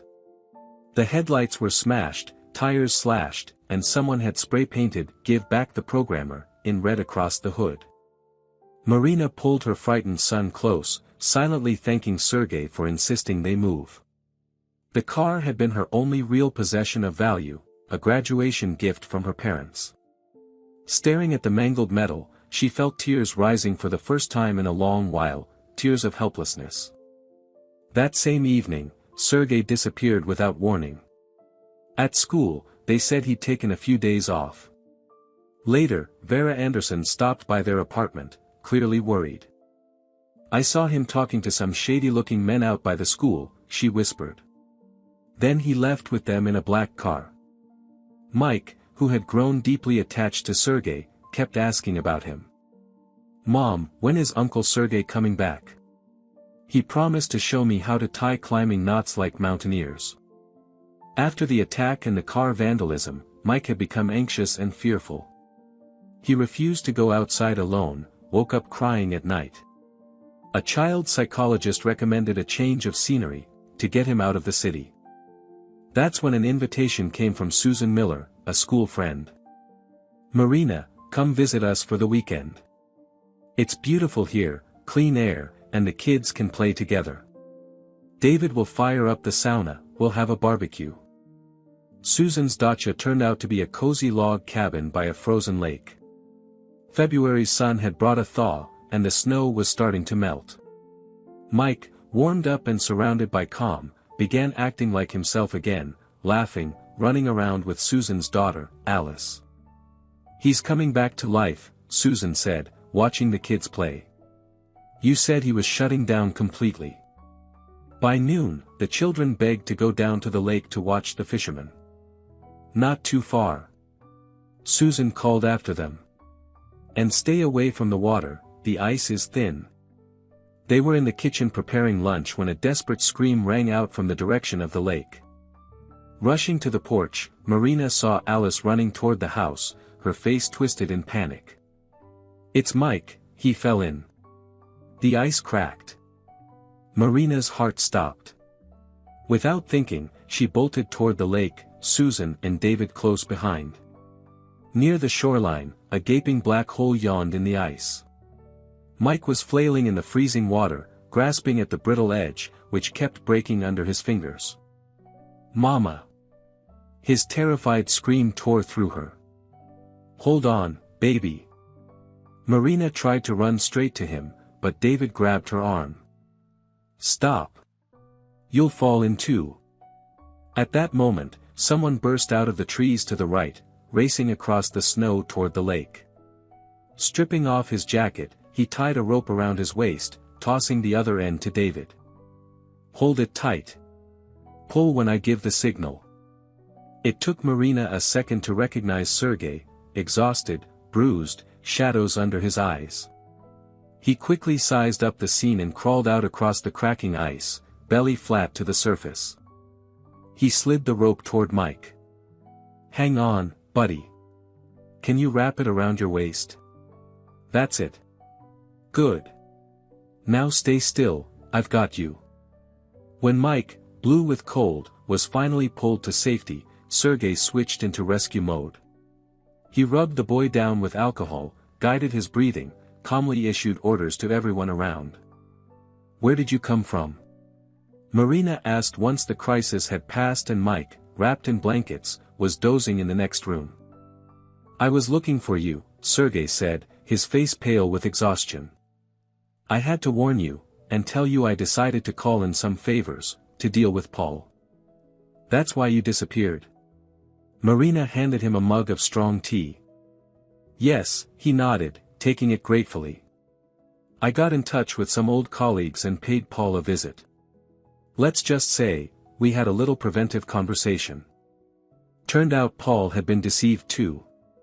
The software Andrew had been working on had been commissioned by Julia for corporate espionage. Now all of them were tangled in serious legal threats. When Mike woke up, he wouldn't leave Sergei's side. "Uncle Sergei, you're a real superhero. When I grow up, I want to be a rescuer too. Will you teach me how to swim?" "Of course I will," Sergei smiled, tucking the blanket tighter around him. "As soon as it gets warm." That night, after everyone had gone to bed, Marina stepped out onto the porch. Sergei was sitting on the steps, staring up at the stars. "Thank you," she said quietly, taking a seat beside him. "For everything. I don't even know how to repay you." "You don't repay people for doing what's right," he said, shaking his head. "I just did what I believed was necessary." In the darkness, their hands brushed. Marina didn't pull away. They sat in silence, listening to the creaking of the old cabin and the distant barking of dogs. Then Sergei turned to her, and his lips met hers, soft, gentle, barely a touch, but warmer than anything she had known in all the years of her marriage. In the morning, Nicholas Cooper arrived unexpectedly at the cabin, sharp, composed, wearing a sleek overcoat. Susan greeted him like an old friend. "Nicholas. What are you doing here?" "Looking for Marina," he said, casting a quick glance at Sergei, who was helping Mike shovel snow near the steps. "The hospital told me she was with you." Pulling Marina aside, Nicholas got straight to the point. "I'm offering you the position of coordinator for our language rehabilitation program. Double your current salary, flexible hours, real professional growth. What do you say?" Marina froze, her eyes flicking between the focused doctor in front of her and Sergei, now laughing with Mike as they built a snowman by the porch. Her life stood at a crossroads, and any decision now would lead to irreversible change. March came in moody waves, melting snow one day, sudden freezes the next, turning sidewalks into treacherous glass. Marina walked across the schoolyard, breathing in the scent of spring in the air. Life was slowly settling into place again. With Evelyn Clark gone, her work at school once more felt fulfilling. Mike had recovered from his illness and the lake incident. They were still living in Sergei's apartment, but it no longer felt awkward. Sergei visited often, bringing groceries, fixing things around the house, helping with homework. He spent time with Mike, who absolutely adored him. "Uncle Sergei's here," the boy would yell with joy. "Today we're learning how to use a compass." Sergei taught him to tie sailing knots, build a fire, navigate with a compass, and administer first aid. He was calm and serious, explaining survival basics to a 6-year-old as if speaking to an equal. And Mike flourished. For the first time, a man was investing real time in him, guiding him into a world of strength, skills, and quiet confidence. "You're going to make a great rescuer someday," Sergei would say as they arranged matchsticks into a signal sign together. Marina watched them with quiet joy. Something new was unfolding between her and Sergei, slow, careful, like a spring flower too shy to bloom too soon. They hadn't spoken about feelings since that one kiss at Susan's cabin. Marina wasn't ready for anything serious yet, and Sergei seemed to understand that without needing words. One evening, as they were making dinner together, the doorbell rang unexpectedly. "Mom." Marina froze at the sight of Linda Thompson on the doorstep. "Is Dad okay? Did something happen?" "No, no," her mother waved her hands reassuringly. "He's doing better. Much better, actually. I just missed you both." Linda stepped into the apartment, glancing around curiously. Mike ran into her arms, he hadn't seen his grandmother in over a month. Sergei, introduced as a colleague, greeted her politely and began gathering his things to leave. "Stay for dinner," Linda said warmly. "I'd like to get to know the man who's done so much for us." The evening passed in an unexpectedly cozy atmosphere. Sergei remained modest but confident. Mike excitedly told his grandma all about his new skills, while Linda seemed to observe everything with quiet attentiveness. After dinner, with Mike asleep, Marina and her mother sat in the kitchen sipping tea. "Your father's doing really well," Linda said, stirring her cup. "He walks on his own now, with a cane, but steady. His speech has nearly come back. Nicholas says it's a miracle for someone his age." "I'm so glad," Marina smiled. "Tell him Mike and I miss him a lot. We'll visit over the May holidays for sure." Linda hesitated, as if gathering her thoughts. "Sweetheart, I didn't come just to visit. Nicholas offered your father an intensive rehabilitation program. A brand new method that could help him recover almost fully." "That's wonderful," Marina said, lighting up. "It is, but," her mother gripped the teacup a little tighter. "The program requires daily involvement from close family. Structured routines, constant support. I can't do it alone anymore. I'm getting older, Marina." Marina sat in silence, already sensing where the conversation was going. Nicholas has been asking about you, about the job he offered, Linda continued gently. It wasn't just a coincidence that his offer came when it did. He says your background in linguistics would be invaluable for your father's recovery. There it was. Marina slowly set her cup down. You're saying I should move back? Just think about it, Marina, her mother said softly, reaching for her hand. What's really keeping you here? A school that doesn't value you? Or there, a good job, your own apartment, Nicholas said he'd help you find one, and your father, who needs you now more than ever. Marina glanced out the window. Between the clumsy silhouettes of old buildings stretched a starry sky, surprisingly bright for the edge of the city. Somewhere out there, among those stars, her future was waiting. And something deep inside told her that the choice she was about to make would shape everything that came next. The next day, when Marina told Sergei she was moving back, he listened silently, staring straight ahead. They sat on a park bench, watching Mike feed the pigeons. I understand, he said finally. Your father needs you. And it's a great opportunity. Working at a center like that. Yeah, Marina replied, fidgeting with the corner of her scarf. Nicholas is promising interesting projects, fair pay. And Mike will be happy with Grandma and Grandpa. They sat in silence, watching Mike laugh and scatter crumbs to the birds. I could come with you, Sergei said suddenly, and Marina froze. There's a rescue training program in your town. With my background, I could teach. Train the next generation. She turned toward him, trying to read his expression. Sergei, that's a big decision, she said softly. We barely know each other. I know the important things, he said simply. And what I feel for you, that's real too. I need time, Marina said, instinctively pulling back just a little. I just got divorced. I need to figure out who I am now, how to start over. And you? You're a good man, the best I've ever known. But your life is here. Your job, your place, and Anna. You can't just walk away from her. Sergei flinched, as if struck. Anna has nothing to do with you and me, his voice dropped. She's part of a promise I made to my brother. That's all. That's exactly what I mean, Marina said, shaking her head gently. You always carry responsibility for others. That's noble, but hard to build a relationship around. He didn't respond. They sat in silence, watching Mike run across the grass as the early evening haze of March settled over the park in a smoky blue glow. That evening, while Marina was packing, the doorbell rang.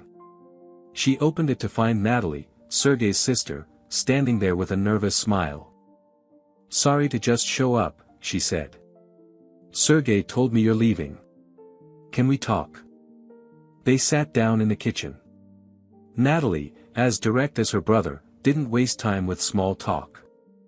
Sergei told me he offered to move with you, and that you said no. That's your decision, of course. But you deserve to know the full truth. Then she told a story that sent a chill through Marina's chest. It turned out Anna wasn't just the girlfriend of Sergei's late brother. While working as a nurse in a field hospital, she had gained access to powerful painkillers, first using them herself, and then smuggling them out to sell. When Robert, our brother, died, she was already addicted, Natalie said, her voice low but steady. Sergei found her in a drug den, barely alive. And instead of turning her into the police, he paid for her treatment, helped her through rehab, and got her a job at the medical center. Why? Marina managed to whisper. Why not report her? Because he blames himself, Natalie said, looking away. On that last mountain rescue, Sergei was in charge of the team. He made the call to split up and sent part of the group, including Robert, into a zone that was supposed to be safe. When the second avalanche hit, her voice faltered, 6 men died instantly. Sergei was the only one from his unit who made it out. Marina covered her face with her hands. Now it all made sense, why Sergei left rescue work, why he was always helping others, why there was such a quiet weight behind his eyes. When Anna realized there was something between you two, she panicked, Natalie went on. She was terrified that if Sergei truly loved someone, he'd let her go. That's why she made up the story about being pregnant. I know it was wrong, but, try to understand, she's emotionally dependent on him. He's the only thing she has left. I understand, Marina said quietly. Sergei is a man of honor, Natalie replied, gently taking her hand. He always takes on more than he should. Always feels responsible for everyone. It's not easy, but that's what makes him who he is. After Natalie left, Marina sat in the dark for a long time, trying to process what she had just heard. What once seemed like a noble gesture had turned into a story of guilt, duty, and redemption. Sergei's past was far more complex, and far more painful, than she had imagined. The move happened in a haze of unspoken words. Sergei helped carry boxes, played with Mike, but there was a quiet distance between him and Marina now.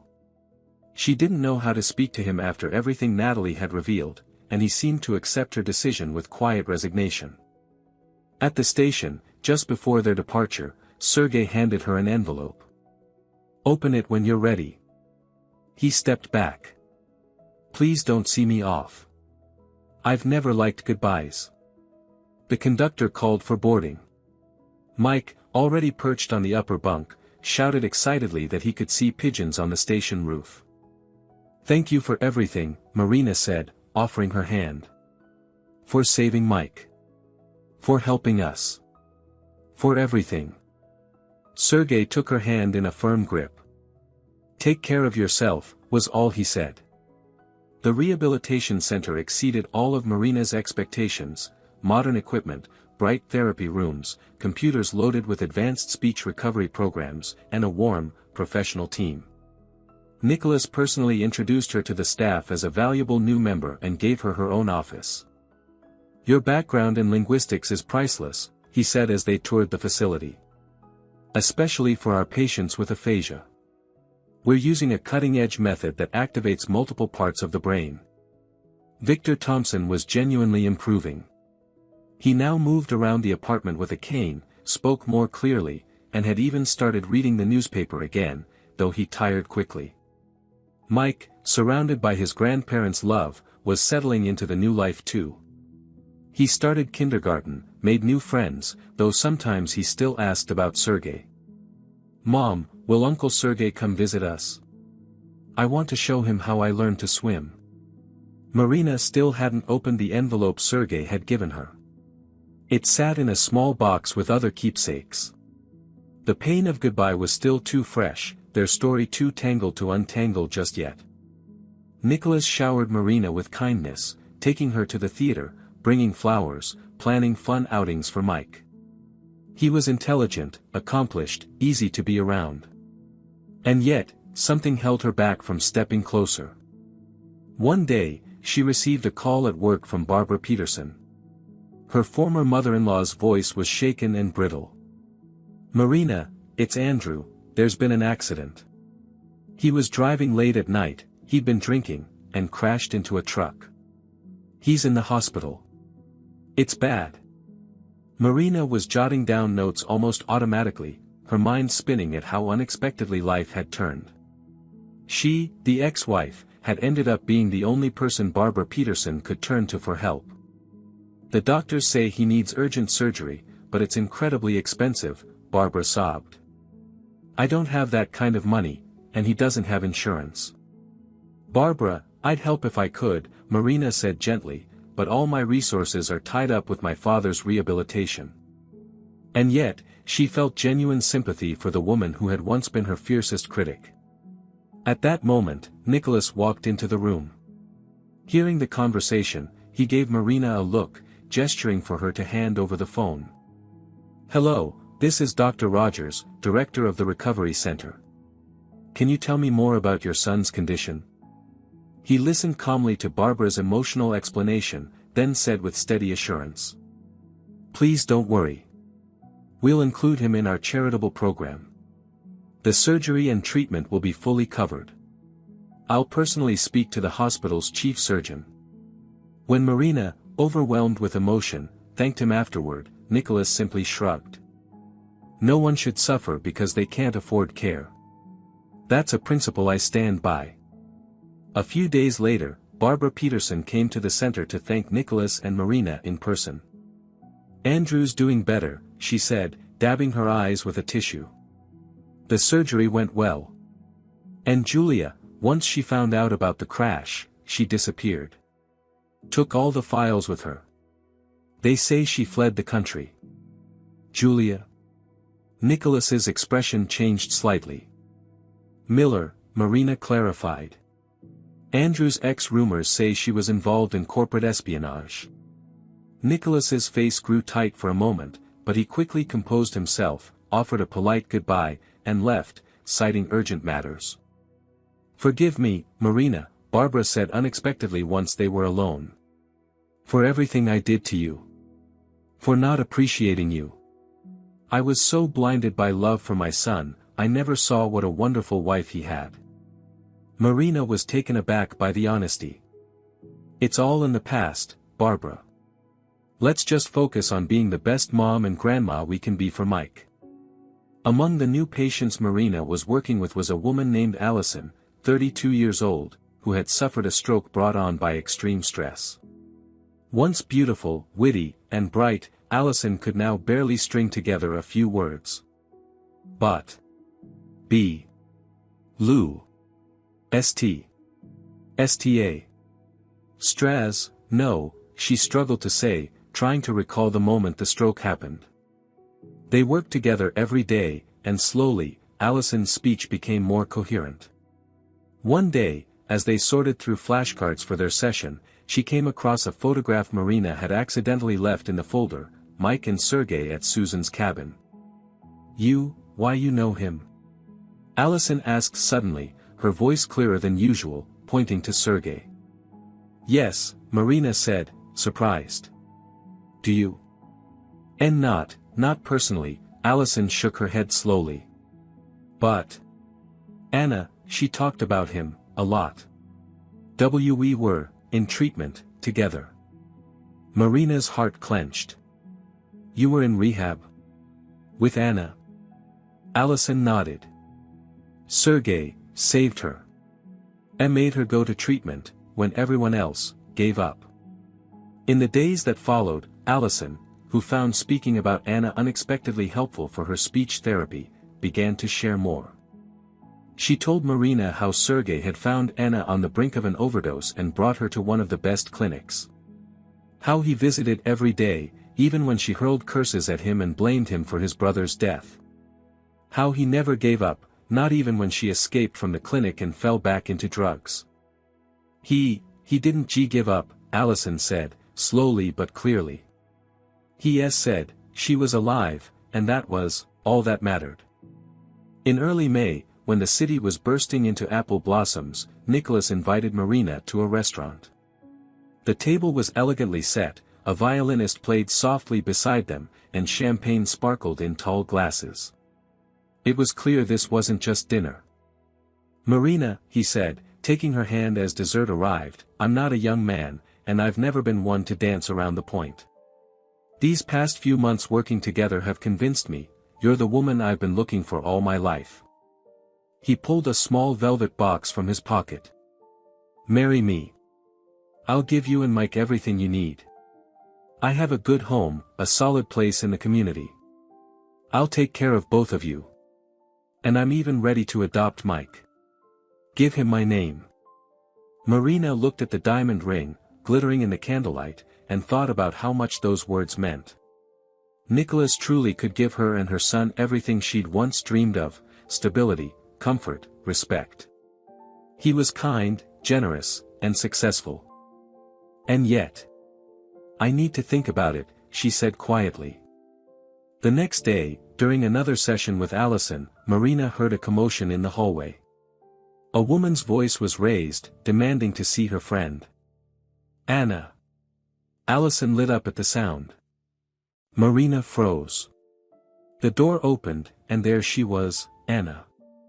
The same girl who had once tried to sabotage everything Marina had with Sergei. When she saw Marina, Anna turned pale and started to back away. "I'm sorry. I didn't know. I'll go." "No, stay," Marina said, standing up. "Talking to a friend will be good for Allison. I'll step out for a bit." "Wait," Anna grabbed her hand. "I need to apologize. I lied back then, about the baby, about Sergei. I was scared he'd leave me if he fell in love with you." They stepped into the hallway, where hospital staff moved briskly around them, and there, in a nervous rush, Anna confessed that she was indeed pregnant, but not by Sergei. The father was a man she'd met during rehab. "I was afraid to tell Sergei," she admitted. "I thought he'd stop helping me. So I made up the story. I'm sorry." "Does Sergei know?" Marina asked softly. "Yes," Anna nodded. "And he was happy for me. He said it's a chance to start over." When Anna went off to join Allison, Marina remained at the window, staring out at the blooming apple orchard beyond the center's fence.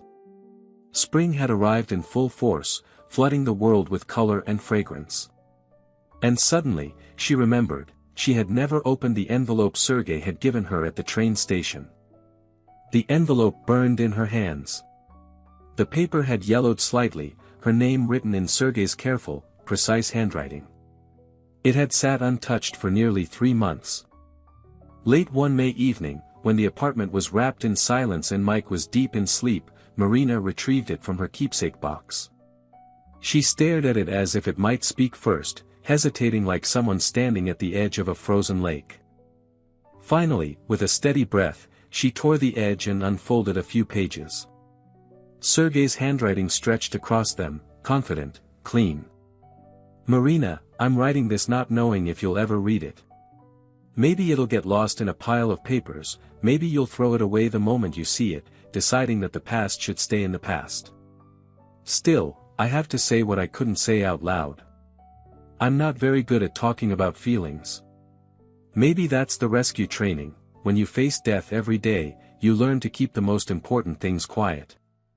What followed was a story of his life, raw, unfiltered, without excuses. He wrote of growing up in a coal mining town, of being the big brother who'd looked after Robert for as long as he could remember. Of how he became a rescuer after pulling a childhood friend from under the ice. Of the missions, the lives saved and the ones they couldn't, the moments of triumph, and those of crushing failure. "After Robert died and I left the rescue service, I thought my life had ended. I wasn't living, I was just serving time in some unwritten sentence. Teaching, lesson plans, lonely evenings. It all felt temporary, unreal. Then I met you. A woman who faced her struggles with such grace, I felt ashamed of my own weakness. I watched you rebuild yourself every day for your son, finding the strength to smile even when it must have hurt to breathe. I don't know what decision you'll make. Maybe Nicholas is better for you. He can give you things I probably never could, stability, security, a clear future." Marina smiled through tears. This strong, composed man, worried he wasn't stable enough for her. But what about her own heart? It was pounding in her throat like it wanted to break free. "I won't get in the way of your new life. But I want you to know, if you ever decide you want to see me again, I'll be waiting. Yours, Sergei." That last line sent a jolt through her, yours. Such a small word, and yet impossibly full of meaning. She gently folded the letter and placed it back in the envelope. Her breath caught, as if an invisible hand had closed around her throat. "I have to see him," came the thought, clear as day. And then, but how? Where is he now? What happened to him? "You look tired, Marina," Nicholas said, stopping her in the corridor of the center. His thoughtful gaze scanned her face. "Everything okay?" "Just didn't sleep well," she replied. She tried to smile, but it didn't quite reach her eyes. "I've got a surprise for you," he said with a warm grin. "Tickets to a concert in New York, Vivaldi's The Four Seasons. I remember you said you love classical music. Marina hesitated. But what about Mike? I can't leave him. I've thought of everything, Nicholas interrupted gently. Barbara agreed to stay with him for the weekend. I already booked a suite at the plaza. A romantic getaway, just for the two of us. His voice carried a quiet certainty, as if her agreement was a foregone conclusion after 3 months of his patient courting. As if she had no reason to say no. A wave of irritation crept up Marina's throat. Nicholas, it's very thoughtful of you, but I don't think we should rush things. His expression froze for a split second, then the smile returned, polite, composed, but somehow tighter. Of course. I understand. You're not ready yet. But I have the tickets, just let me know if you change your mind. He turned and walked down the hallway, every inch of him as polished, poised, and put together as always. Any woman would be lucky to be with a man like that. So why was her heart so quiet? Mom, when are we going to see Uncle Sergey? Mike asked, pausing mid-bite and looking up at her with his clear, earnest eyes. Why do you want to see Uncle Sergey? Marina tried to keep her voice light, as if the question hadn't just cut through her like glass. You have Uncle Nicholas, he took you to the zoo, remember? Uncle Nicholas is nice, Mike said seriously, but he doesn't know how to tie knots or start a fire. And he's not a rescuer. Uncle Sergey pulled me out of the lake, remember? How could she forget? That frozen moment when her son thrashed in the icy water, and Sergey crawled across the fragile surface to save him. I remember, sweetheart, she said, pulling him close. Uncle Sergey's just far away right now. He has an important job. What kind of job? Mike asked, not letting it go. He worked at a school, Marina said, recalling Sergey's letter. But now he's back in rescue. He's saving people again. Mike grew quiet, brushing crumbs off his plate with a finger. Mom, when I grow up, I'm gonna be a rescuer too. Like Uncle Sergey. I'll pull people out of fire and water. She looked at her son, so serious, so determined, and thought about how much Sergey had come to mean to him in the short time they'd known each other. He had become a real role model, the kind of strong male presence her son had never had from his own father. Andrew was recovering quickly. The complex surgery, funded by the center's charitable program, had been a success. When Marina visited him in the hospital with Mike, he looked worn out, but he was sitting up in bed and had regained some movement in his right hand, previously paralyzed. How's work? He asked when Mike left with Barbara Peterson to get candy from the vending machine. It's good, Marina said, sitting at the edge of his bed. Interesting cases, great team. And you? Any plans? Andrew shrugged. What kind of plans does a cripple have? The doctors say it'll take at least a year to fully recover. And even then, no guarantees my hand will ever be the same. He fell silent, staring out the window. Then, as if making a decision, he turned to her. Marina, I'm sorry. For everything. For being, he searched for the word, such a failure. For the lies, the cowardice, for putting you and Mike in danger. Marina looked at him in surprise. You're apologizing? Really? I know it sounds ridiculous, he said with a bitter smile. After everything I've done. But the crash, it changed something. I almost died, Marina. And I realized I've wasted my life. Chasing illusions, when the real thing was right there beside me. She didn't know what to say. This version of Andrew, remorseful, reflective, was so unlike the man she had once married and eventually fled from. You don't have to say anything, Andrew added, shaking his head. I just wanted you to know. I won't bother you anymore. I won't threaten or demand anything. Thank you, was all Marina could manage. Barbara Peterson, on the other hand, was becoming more and more like family. Maybe her son's illness had changed something in her too. She helped with Mike when Marina worked late, brought over homemade pies, and didn't criticize the way she used to. A strange transformation, but a welcome one. A new patient was brought into the center, a strong-built older man with short gray hair and burn scars covering the right side of his face.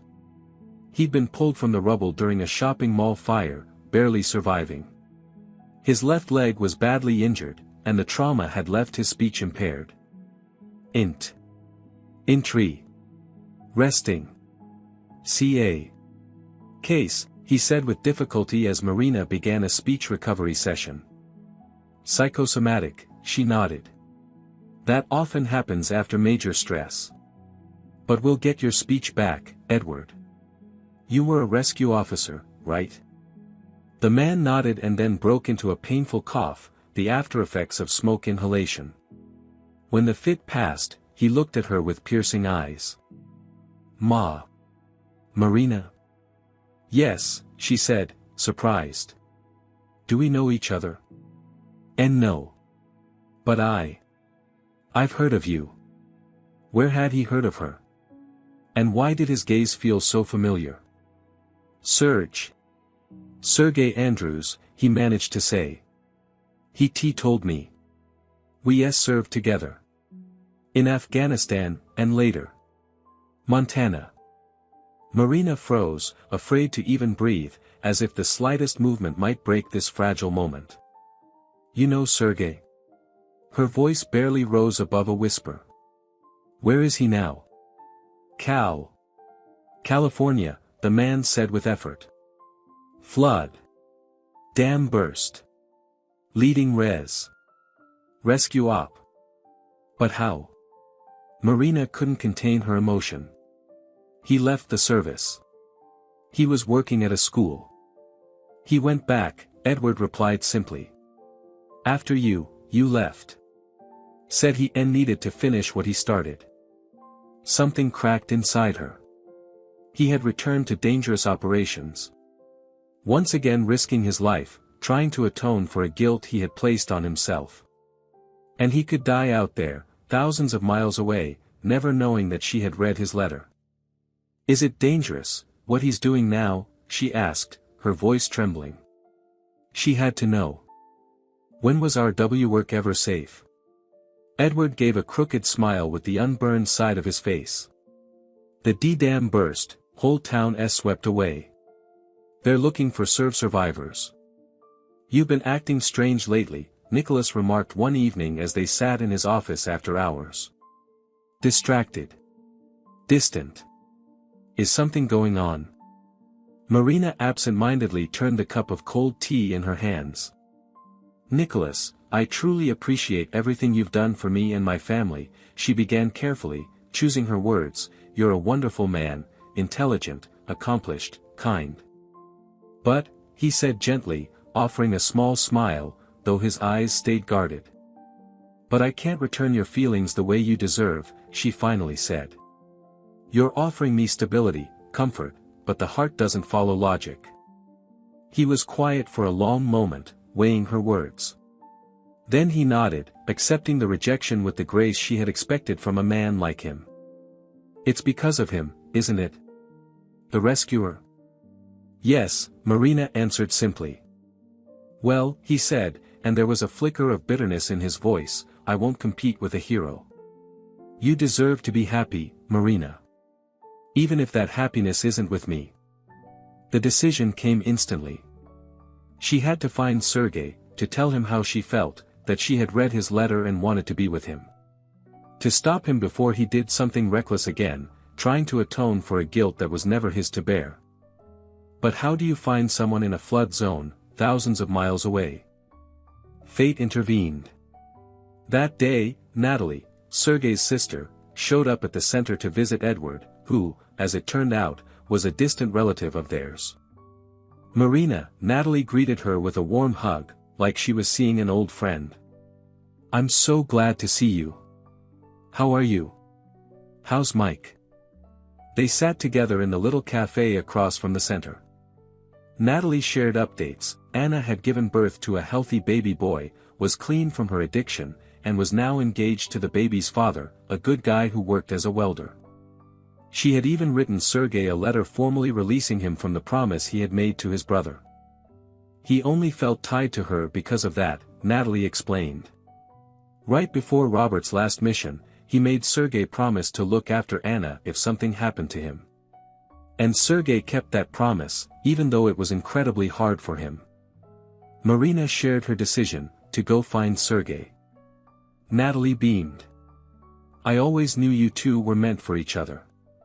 Here, she said, pulling a slip of paper from her purse. This is the address and phone number for the Rescue Coordination Center in California.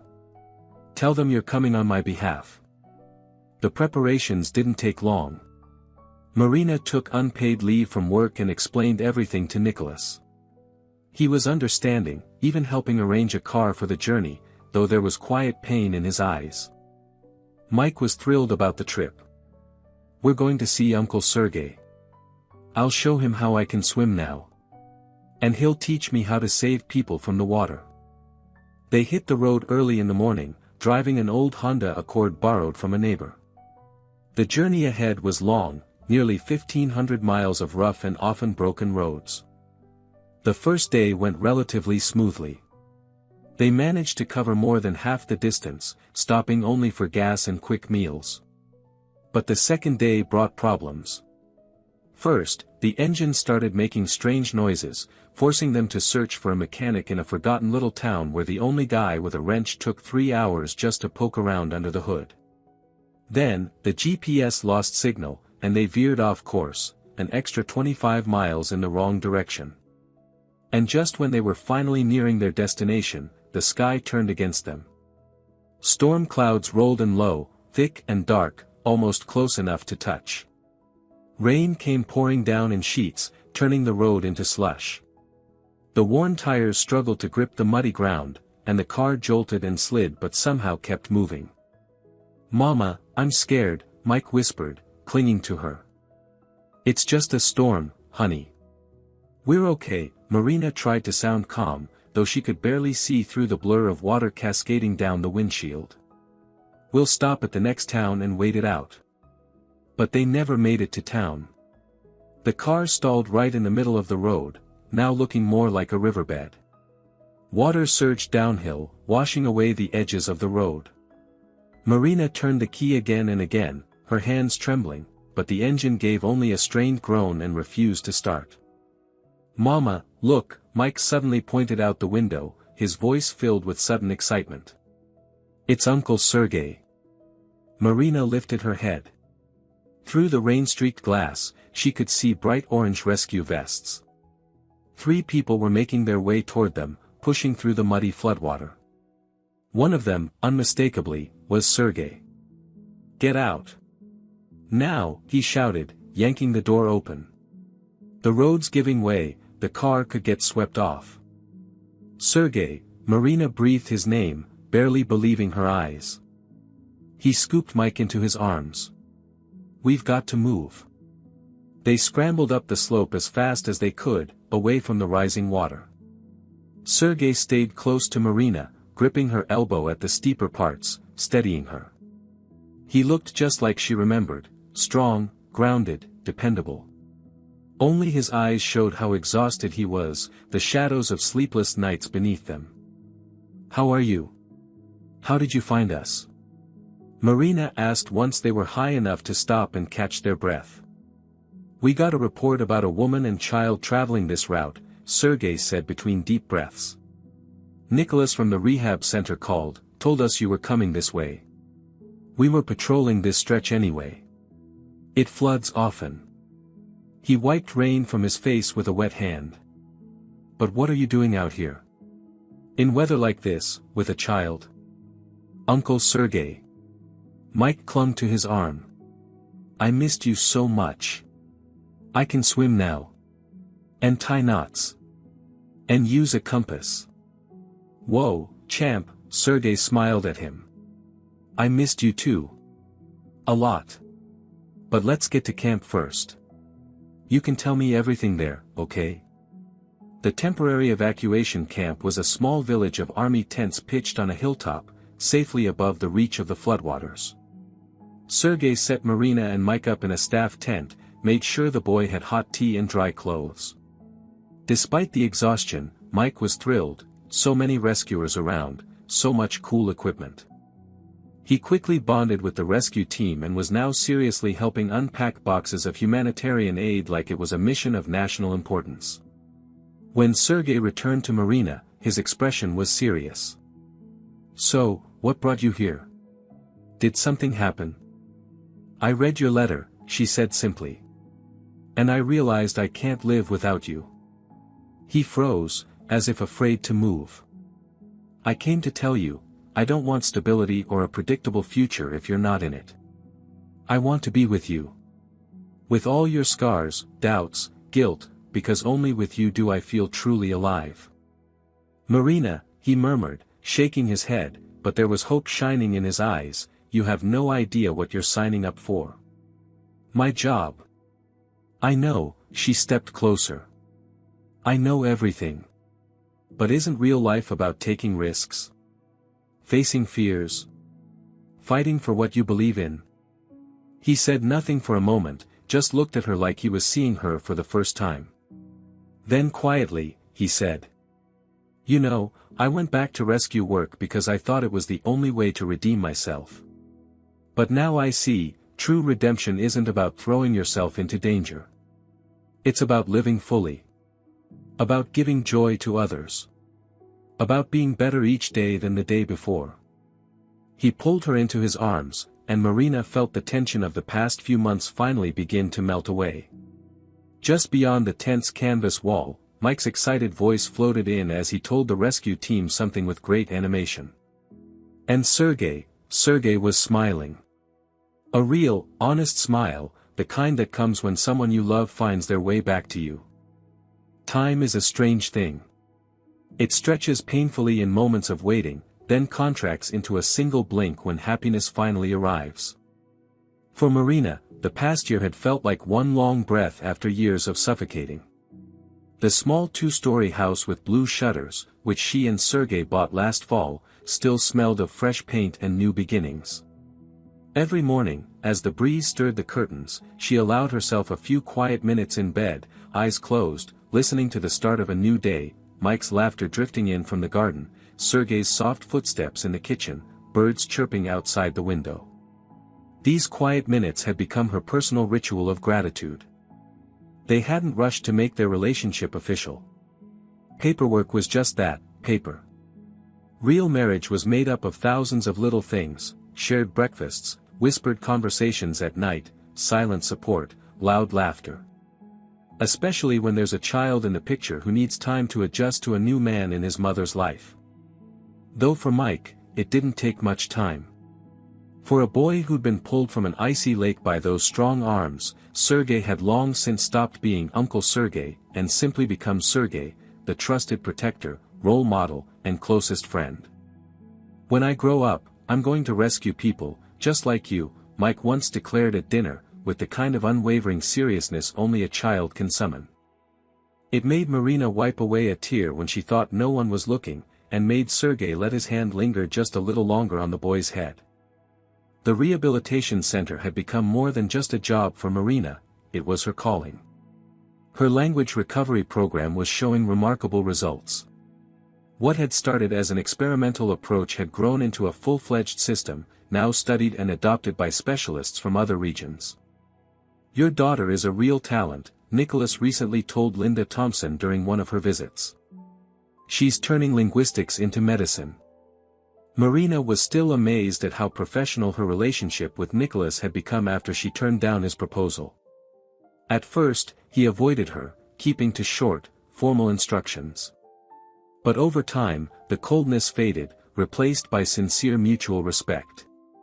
Maybe, deep down, he realized that his feelings had been more about fascination and wanting to possess something than real love. Sergei, too, had found his place, at the local rescue department, where his experience proved invaluable in training new recruits. "They come in thinking being a rescuer is like being in an action movie," he would say. "But I teach them real heroism is in the routine, in tying a knot the right way and following the right procedure step by step. In the evenings, after Mike had gone to bed, they often sat on the porch, looking at the stars through the old apple tree's branches and sharing stories from their day. In those quiet, cozy moments, Marina would reflect on how strange and beautiful the threads of life could be. If her father hadn't gotten sick, if they hadn't been assigned classrooms next to each other, if Andrew hadn't messed up. So many what-ifs had aligned to bring them to this place, to this life. Victor Thompson, it seemed, had been reborn after his illness. The stroke that nearly took his life somehow gave him a deeper appreciation for it. He and his wife now visited often, bringing homemade preserves and endless advice about the garden. "You've got to prune that apple tree differently, or all the sap will go to the branches and you won't get fruit," he would grumble, but the grumbling carried the joy of a man who finally felt useful again. Even Barbara Peterson, once as warm as a snowstorm, had softened. Her son's illness had changed her, forcing her to reevaluate everything. She became a frequent guest at Marina and Sergei's home, bringing toys for Mike and secretly stashing homemade pies in the fridge. "You both work too much," she'd mutter. "That boy needs something homemade." Marina never objected. In the end, they had become one strange, imperfect, but real family. Even Andrew had changed. The crash that nearly killed him had also stripped away his self-delusion. He'd stopped drinking, landed a decent job as a programmer at a small firm, and now paid child support regularly. When he came to pick up Mike on the weekends, there was no more tension between him and Marina. "Thanks for not turning him against me," he once said as he picked up their son. "I know I don't deserve that." "Mike deserves a father," Marina replied simply. "And fatherhood isn't a right, it's a choice you make every single day." The changes had reached Anna too. She married the same guy from the rehab center and moved with him to another city. Before leaving, she came to visit them, tall, graceful, with the steady gaze of someone who had finally found her place in life. "I need to apologize for the lies I told," she said, looking first into Marina's eyes, then into Sergei's. "It was cowardly and wrong. We all make mistakes when we're afraid of losing something we lean on," Marina replied, noticing how Sergei's shoulders relaxed just a little. For the first time, he smiled at Anna freely, without guilt, without the weight of responsibility. "Be happy," he said simply. And they both knew those words weren't just polite. They were sincere, his true wish for her and a final goodbye to the past. Their home glowed with a special kind of light thanks to the volunteer work they both poured their hearts into. Sergei had started a teen volunteer group at the rescue station, teaching boys from rough backgrounds the basics of rescue work. Kids most people had written off, troublemakers from broken homes, turned into a disciplined crew in Sergei's hands. "He doesn't yell like other adults," one of the boys once told Marina. "But somehow, you still want to listen to him." Marina often joined the sessions, running her own part of the training, first aid. Watching these tough kids, who usually masked their insecurity with bravado, carefully apply bandages and check for breathing like real medics was nothing short of moving. Mike, meanwhile, couldn't wait to turn 8 so he could finally join the junior group. "Almost there, kiddo," Sergei would smile, ruffling his hair. "For now, you're my personal assistant." That spring came early and wild. The apple trees in their garden burst into a flurry of white blossoms, like a sudden snowfall across green branches. One of those evenings, thick with the scent of blooming trees, Sergei led Marina into the garden. Beneath the old apple tree stood a small table, lit by candles and a bottle of wine. "I'm not really great at romantic stuff," he said, suddenly a little shy like a schoolboy, "but I want you to be my wife. Officially. Properly." The engagement ring sparkled in the golden light of the setting sun. Simple, unadorned, but when Marina slipped it on, it fit like it had always belonged there. "We'll keep the wedding small," Sergei said. "Just close family." Mike, who had been spying from behind a bush, couldn't hold it in any longer. He leapt out, yelling. "Yes. You're really getting married now." They laughed, wrapping their arms around the boy who was jumping with excitement. In his mind, this meant that Sergei would now officially become a permanent part of his life, sealed with signatures and stamps. Later that evening, as Marina tucked him into bed, she heard him whisper, "Can I call Sergei Dad? After the wedding, when it's official?" Her heart tightened with tenderness and a touch of sadness. "You can call him whatever feels right to you, sweetheart. But remember, you already have a dad, Andrew." "I know," Mike nodded seriously. "I'll have two dads. One I play with on weekends, and one I live with. That's cool, right?" "That's very cool," Marina smiled, kissing his forehead, thinking how children can be so wise in their simplicity. The day before the wedding, set for mid-May, brought unexpected news. Julia had been arrested abroad and extradited to the US on charges of industrial espionage. Andrew, as a victim in the case, was required to testify in court. "Do you feel sorry for her?" Marina asked when he called to warn he might be late for the ceremony because of the hearing. "No," he said after a long pause. "I feel sorry for myself, for being so blind. But that's in the past now." The wedding fell on one of those perfect May days that feel like a blessing from above, warm, bathed in sunlight, and filled with the scent of blooming gardens. They chose a small gazebo in the city park for the ceremony, decorated with fresh flowers. Among the guests were Marina's parents, Victor Thompson, still leaning on a cane but standing tall and proud, and Linda Thompson, her eyes glowing with happiness for her daughter. Barbara Peterson, a little awkward in her new dress but smiling genuinely. Colleagues from the rehabilitation center and the rescue department. Friends who had, over the years, become like family. To everyone's surprise, Andrew made it in time. He quietly took a seat in the back row, holding Mike's hand. The boy, dressed in a tiny suit, took his role as ring bearer very seriously. When the time came, he walked solemnly down the aisle with the ring pillow, drawing fond smiles from all around. Just as they began to exchange vows, Sergei's phone rang. He quickly checked the screen, and his face darkened. Localized flooding in a nearby area, he whispered to Marina. "We need to evacuate people. I have to go." "Go," she squeezed his hand. "Duty calls." "But the wedding. We have the rest of our lives," she smiled. "Someone else might not even have a day if you don't help." The guests understood his sudden departure. "That's what it means to marry a rescuer," Linda Thompson joked as she hugged her daughter. Everyone knew who Sergei was, and what his job meant to him. The celebration continued without him. There were toasts, congratulations, dancing. Marina smiled, accepting the well wishes, but her eyes kept drifting to the door. Mike noticed and came to hold her hand. "Don't worry, Mom. Sergei's the best rescuer. He'll come back for sure." That evening, after the guests had gone and Mike was asleep, rocked gently by his grandmother, Marina sat on the porch, staring into the twilight. Waves of exhaustion washed over her, but she knew she wouldn't be able to sleep until Sergei returned. The sound of an approaching car made her heart race. Sergei stepped out of the rescue vehicle, still in his dress uniform, wrinkled and damp in places, his face tired but glowing with relief. "Sorry I had to leave," he said, stepping up onto the porch. "I knew exactly who I was marrying," she smiled, pulling him into a hug. He smelled of river water, sweat, and a faint trace of cigarette smoke. "You smoked?" "One of the people we saved offered me one in celebration," he admitted.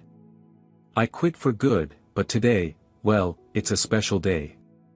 "How did it go?" "We managed. No casualties. We even got the livestock out in time." Mike stumbled out in his pajamas, sleep still in his eyes. "Sergei. You're back. Tell me what happened.